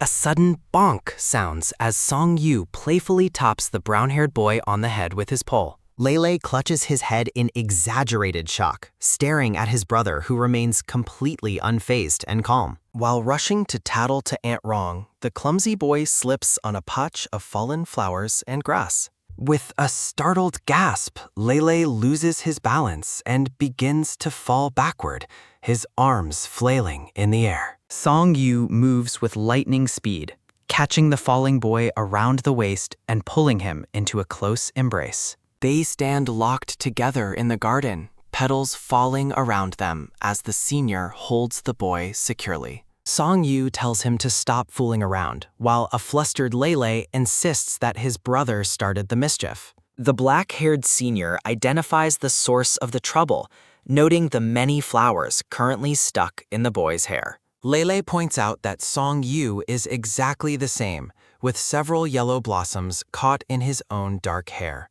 Back inside, the family sorts the dried flowers at the table, though a chibi Lele complains of sore eyes. Song Yu reflects on the process, noting that the time spent together is what truly makes the food delicious. The senior explains that the effort invested in someone makes them important, much like the rose in his book. A flashback shows Song Yu as a child reading The Little Prince by lamplight while a young Lele sleeps nearby. A composite panel links the childhood memory of the rose to the current warmth of the brothers' shared time. Aunt Rong cheers as the osmanthus sugar is finally finished, showing off several jars of the golden, sweet treat. The woman encourages the hardworking students to eat plenty of sugar to fuel their difficult school days ahead. Lele holds a jar, announcing his intention to give one to Senior Su Chi-chen to cheer him up.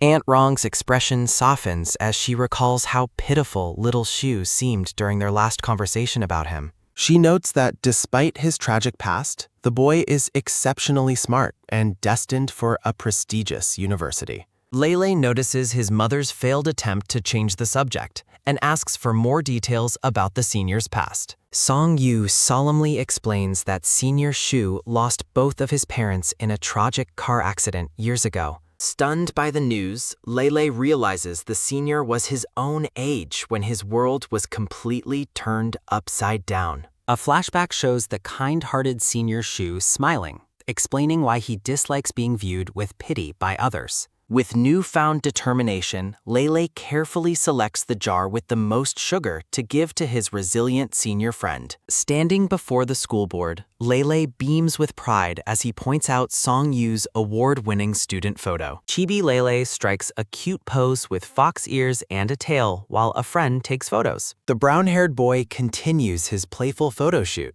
beaming with a bright and cheerful expression. Lele forms a heart with his arms, radiating pure joy in front of the school bulletin board. On Monday, a memory surfaces of Lele's mother asking the brothers to behave while she is away. Lele walks through the quiet school corridor, his mind focused as he carries a special glass jar. The boy thinks about the osmanthus sugar he brought for a classmate who always arrives just in time. Lela's black-haired friend asks about the jar just before a sudden, jarring collision disrupts their peaceful conversation. A close-up shows Leela's hands gripping the jar of sugar tightly to prevent it from falling and breaking. A group of arrogant students walks away, tossing a sharp command for Lele to behave himself. Leela's friend urges him to ignore the group, sensing the underlying tension in the empty hallway. The friend identifies one of the boys as Wang Jie, a notorious troublemaker from the neighboring class. They discuss a student named Chang Mingming who skipped a grade and frequently suffers from intense bullying. Lele listens to the details of the extortion Chang Mingming faces, his expression turning cold and determined. The brown-haired boy expresses his disgust, believing that bullying vulnerable students requires no skill at all. Lele walks toward a dark hallway, his demeanor shifting as he approaches a developing conflict. Entering the restroom, Lele finds two students and questions their suspicious actions in the private area. A student tells Lele to wash later, but the boy stays firm, noticing something wrong inside. Outside the door, a bully tries to block Lele while shouting orders to those inside the room. Inside, Wang Jie and his group corner Chang Mingming, demanding money while the victim protests in fear. Lele steps into the scene and calls out to Wang Jie, immediately drawing the bully's aggressive attention. Wang Jie turns around with a sneer, questioning why Lele is daring to interrupt his business. Lele reminds the group of the upcoming self-study session, but Wang Ji dismisses him with mocking insults. The brown-haired boy sighs, realizing that a peaceful resolution is impossible with such an arrogant opponent. Looking the bully directly in the eye, Lele delivers a blunt command to stop mistreating their classmates. The group mocks Lele's attempt at heroism as Wang Jie launches a sudden and violent physical attack. Lele surprises the bullies with his immense strength, pushing them back while helping Chang Mingming to his feet. Standing protectively over the victim, Lele demands that the group return the stolen money immediately. Wang Jie reacts with fury, lashing out at Lele for meddling in what he considers his own business. Despite the physical confrontation, Lele reflects on his desire to avoid trouble and unnecessary fighting. The boy realizes he is outnumbered and reflects on his lifelong habit of staying out of the spotlight. Searching for a solution, Lele decides to imitate the calm and authoritative manner of his brother, Song Yu. Lele warns that keeping the money is robbery, a crime that warrants immediate reporting to the police. He points out the witnesses and security cameras, layering pressure on the bullies to back down. Wang Jie attempts to maintain his tough exterior, but the threat of legal consequences clearly rattles him. The bullies panic at the mention of a police statement, while Lele internally admits he is bluffing. Lele ensures Chang Mingming has his money back before deciding it is time to leave the scene. As they depart, the bullies hurl bitter insults, frustrated by Lele's successful interference in their plans. Lele leads the way out of the hallway, still feeling the lingering tension of the dangerous encounter. A close-up shows Lele looking pale and exhausted, his eyes reflecting the stress of the physical fight. News of the brawl spreads through the school, mentioning that the vice principal has been alerted. A student expresses total disbelief that the well-behaved Lele would ever participate in such a fierce fight. A crowd gathers near the office windows, whispering about the dramatic events that took place. Lele's friend looks on with a stunned expression, unable to reconcile the rumors with his gentle friend. Inside the office, the vice principal shouts in anger, scolding the students for their blatant rule-breaking. Lele stands stoically before the teacher, his uniform messy and his expression silent under the scolding. Close-up details reveal several bruises on Lele's face, highlighting the severity of the fight he endured. Outside, students joke that Lele must have been possessed to take on 4 bullies by himself. The group discusses how impressive it is that Lele stood his ground against such overwhelming odds. Friends explain the long-standing grudge and fear that Lele may end up taking the blame for everything. The scene transitions to the office, where the teacher demands a full explanation of why the fight began. In the office, the middle student denies any wrongdoing, while a bruised Lele remains stoically silent. The teacher, Mr. Wang, looks at Lei Jishi through his glasses and demands the truth about the incident. Questioning the boy's unusual behavior, the teacher asks why a well-behaved student would suddenly resort to fighting. Lele admits to violating school rules and asks Mr. Wang to issue his punishment directly without further delay. A classmate bursts into the room, reporting that Lajishi was actually defending another student from a bully. The witness insists that Jiang Yufan was not present, urging the teacher not to involve him in the discipline. The black-haired bully, Wang Ji, angrily claims that Lele punched him for no reason during their encounter. Despite the defense from his classmate, Lele quietly admits to the teacher that he was the one who started it. The office remains tense as Lele admits he simply wanted to hit the bully, leaving the teachers stunned. Mr. Wang sighs deeply, refusing to waste more time debating who was at fault in the messy altercation. The teacher notes the mistakes of both students, ordering them to reflect on their actions while threatening parent contact. In another classroom, a student informs Song Yu that a fight involving the middle schoolers has escalated. While his friend dismisses the news as boring gossip, Song Yu listens intently, his expression growing serious. The atmosphere shifts as the student reveals that Li Jishi was the one who got into the physical fight. Song Yu's hand stops mid-sentence, his focus entirely broken by the news of his younger brother's trouble. Back in the office, Mr. Wang gives Lele water and kindly asks for the real story in private. Lele refuses to explain but promises never to fight again, worrying about how his parents and Aunt Rong will react. The teacher respects the boy's privacy, but reminds him that violence is never a suitable solution for any problem. Placing a hand on Lele's shoulder, Mr. Wang encourages him to seek help from teachers or others next time. A chibi Lele winces as the school nurse treats his facial wound while the concerned teacher watches nearby. Standing before the class, a chibi Lele reads his self-reflection while Mr. Wang stands by his side. The teacher addresses the class, using the fight as a stern warning against using violence to solve conflicts. Lele's friend checks on his injury, but the boy smiles broadly, proud that he also landed a punch. Lele shares a jar of fresh osmanthus candy with his friend, mentioning it was harvested with his brother. Panic strikes Lele as his friend suggests that Song Yu likely already knows about the school fight. While everyone else thinks the fight was cool, Lele frets over his damaged image and his brother's reaction. The boy ignores the social media buzz, dreading nothing more than having to face Song Yu with a bruise. Declining dinner with friends, Lele stays behind to finish homework, hoping to sneak home and hide in his room. Alone in the quiet room, Lele struggles to focus on his math proof as the morning's events haunt him. A sudden presence startles the boy, causing him to look up from his desk in the empty classroom. Lele is shocked to see Song Yu standing before him, his perfect plan to avoid his brother instantly ruined. Song Yu looks down at the desk, questioning the logic of the boy's math problem with a calm voice. Lele stares in disbelief, wondering if his brother is real or if he is simply hallucinating from the stress.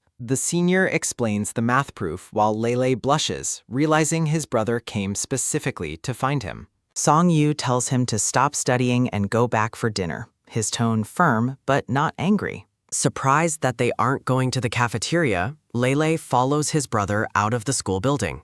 Walking home, Lele feels certain his brother knows about the fight and waits for the inevitable scolding. The boy steals a glance at Song-yu, relieved that his brother's expression remains calm and composed. Observing his brother's hand, Lele is reminded of a childhood memory when they walked home together like this. A flashback reveals a bruised young Song-yu offering his hand to a crying little Lele after a fight. The young brothers walked home together, one protecting the other, even back then after a rough afternoon.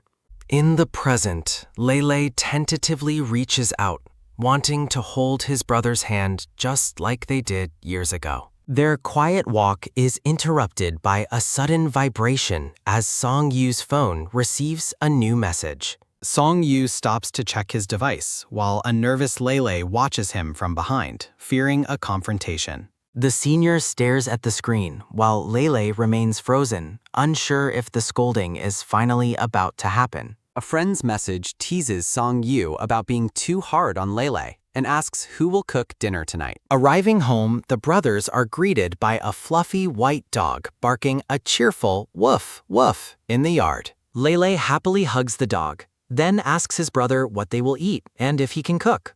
Putting on an apron, Song-yu checks the fridge while Lele excitedly requests hot pot and cake for dinner. Lele smiles shyly, relieved and happy to be home with his brother despite the day's difficult events. The black-haired senior gazes softly ahead, his expression warm as he prepares to cook for his brother. Wearing an apron, Song-yu begins preparing dinner while Lele offers to help him wash the fresh vegetables. The senior watches closely as the brown-haired boy begins rinsing lettuce under the steady stream of the kitchen faucet. A splash sounds as Lele washes the leaves, his bruised and battered hand a stark contrast to the water. Hearing a sudden click as Song-yu turns off the burner, a confused Lele pauses his work to look up.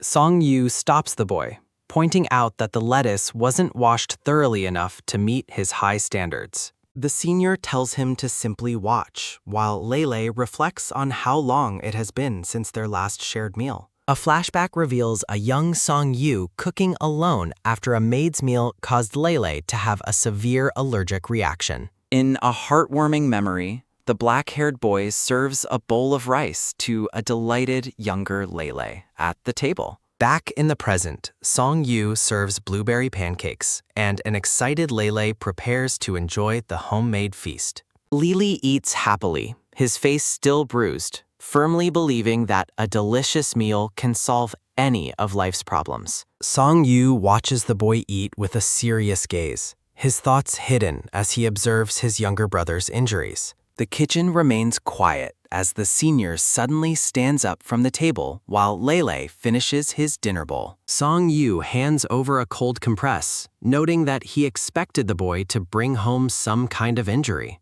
Lele applies the ice to his bruised cheek, admitting he knows he looks a bit rough after the day's fight. Pressing the ice to his face, the brown-haired boy regrets that he didn't manage to dodge the bully's final punch. Lele admits to himself that he only truly cares about his appearance when it comes to his brother's opinion. A soft click sounds as Song-yu sets down his chopsticks and addresses Lejishi by his full name. The senior asks if the boy regrets getting into a physical altercation with the other students earlier that day. Lele insists he has no regrets, claiming he didn't provoke the trouble without a very good and valid reason. The boy tries to explain he didn't intend to fight, but Song-yu interrupts, stating that he already knows. Lele looks up with wide, surprised eyes, shocked that his brother is being so understanding about the school incident. Song-yu asks what the bully said, noting that Lele kept the details secret even when the teacher questioned him. Lele reveals the bully insulted his late parents, admitting he only feels comfortable showing his vulnerability to Song-yu. The black-haired senior listens with a somber expression, his gaze fixed on his brother as the heavy truth settles. Song-yu breaks the tension by asking who actually won the fight, leaving a stunned Lele at a loss. A chibi flashback shows Lele landing a decisive punch, proudly declaring his victory over the group of school bullies. The 1-on-4 battle is depicted in a playful chibi style, showing Lele's surprising strength during the messy schoolyard brawl. Lele explains he only got hit because he was distracted by someone shouting that a teacher was finally arriving. The boy claims the injury only stung a little, while Song-yu reaches out to hand him a clean tissue. After wiping Lele's mouth, Song-yu heads to his room for a nap while the family pets sleep peacefully nearby. Song-yu lies on his bed, his eyes closed in rest, until a light knock-knock sounds at the door. Lele peeks through the doorway, tentatively asking his brother if he can sleep in the same room with him. The senior opens his eyes and stares at the boy, his silent expression unreadable as he considers the sudden request. Song-yu asks what is wrong, and a persistent Lele repeats his desire to sleep beside his older brother. The room remains quiet as the senior continues to gaze at the boy, who waits hopefully at the bedroom door. To Lele's immense joy, his brother doesn't refuse, allowing the brown-haired boy to finally enter the quiet, sunlit room. Lele puts on a cute dog-themed sleep mask, prompting a curious Song-yu to ask what the accessory is for.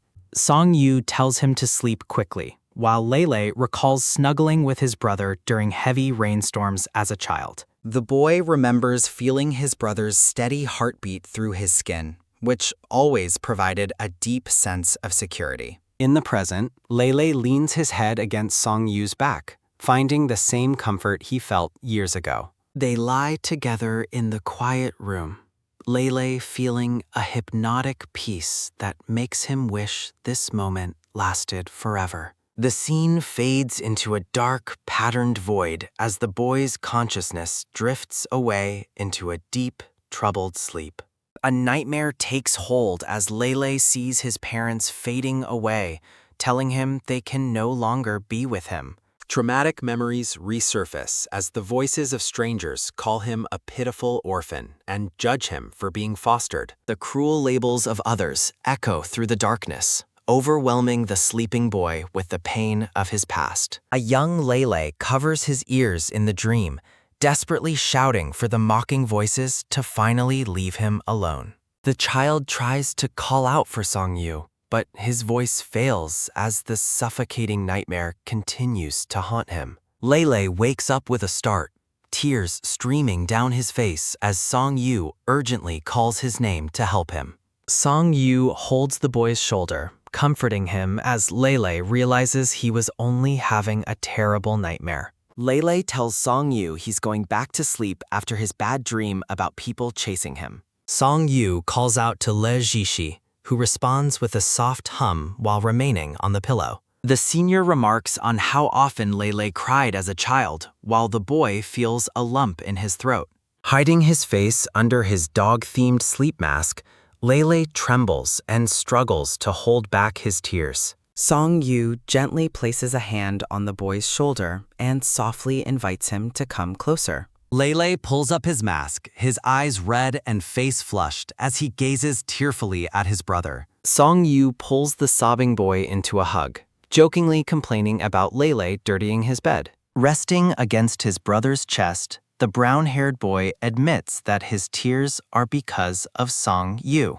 Song-yu tells him to wash his clothes if they get dirty, while Lele finally releases a loud cry. In a quiet chibi moment, the brothers stay close on the bed as the senior explains a deep truth. Holding his brother tightly, Lele reflects on the day's fight and the teacher's recent stern lecture. Lele reveals he struggles to remember his parents, though Song-yu reminds him of the bedside photos. A beautiful flashback depicts Lele's parents' wedding day, featuring a young Song-yu as a cute flower child. Young Song-yu stands with a flower basket, representing Lele's initial impression of a perfect, albeit fragile, marriage.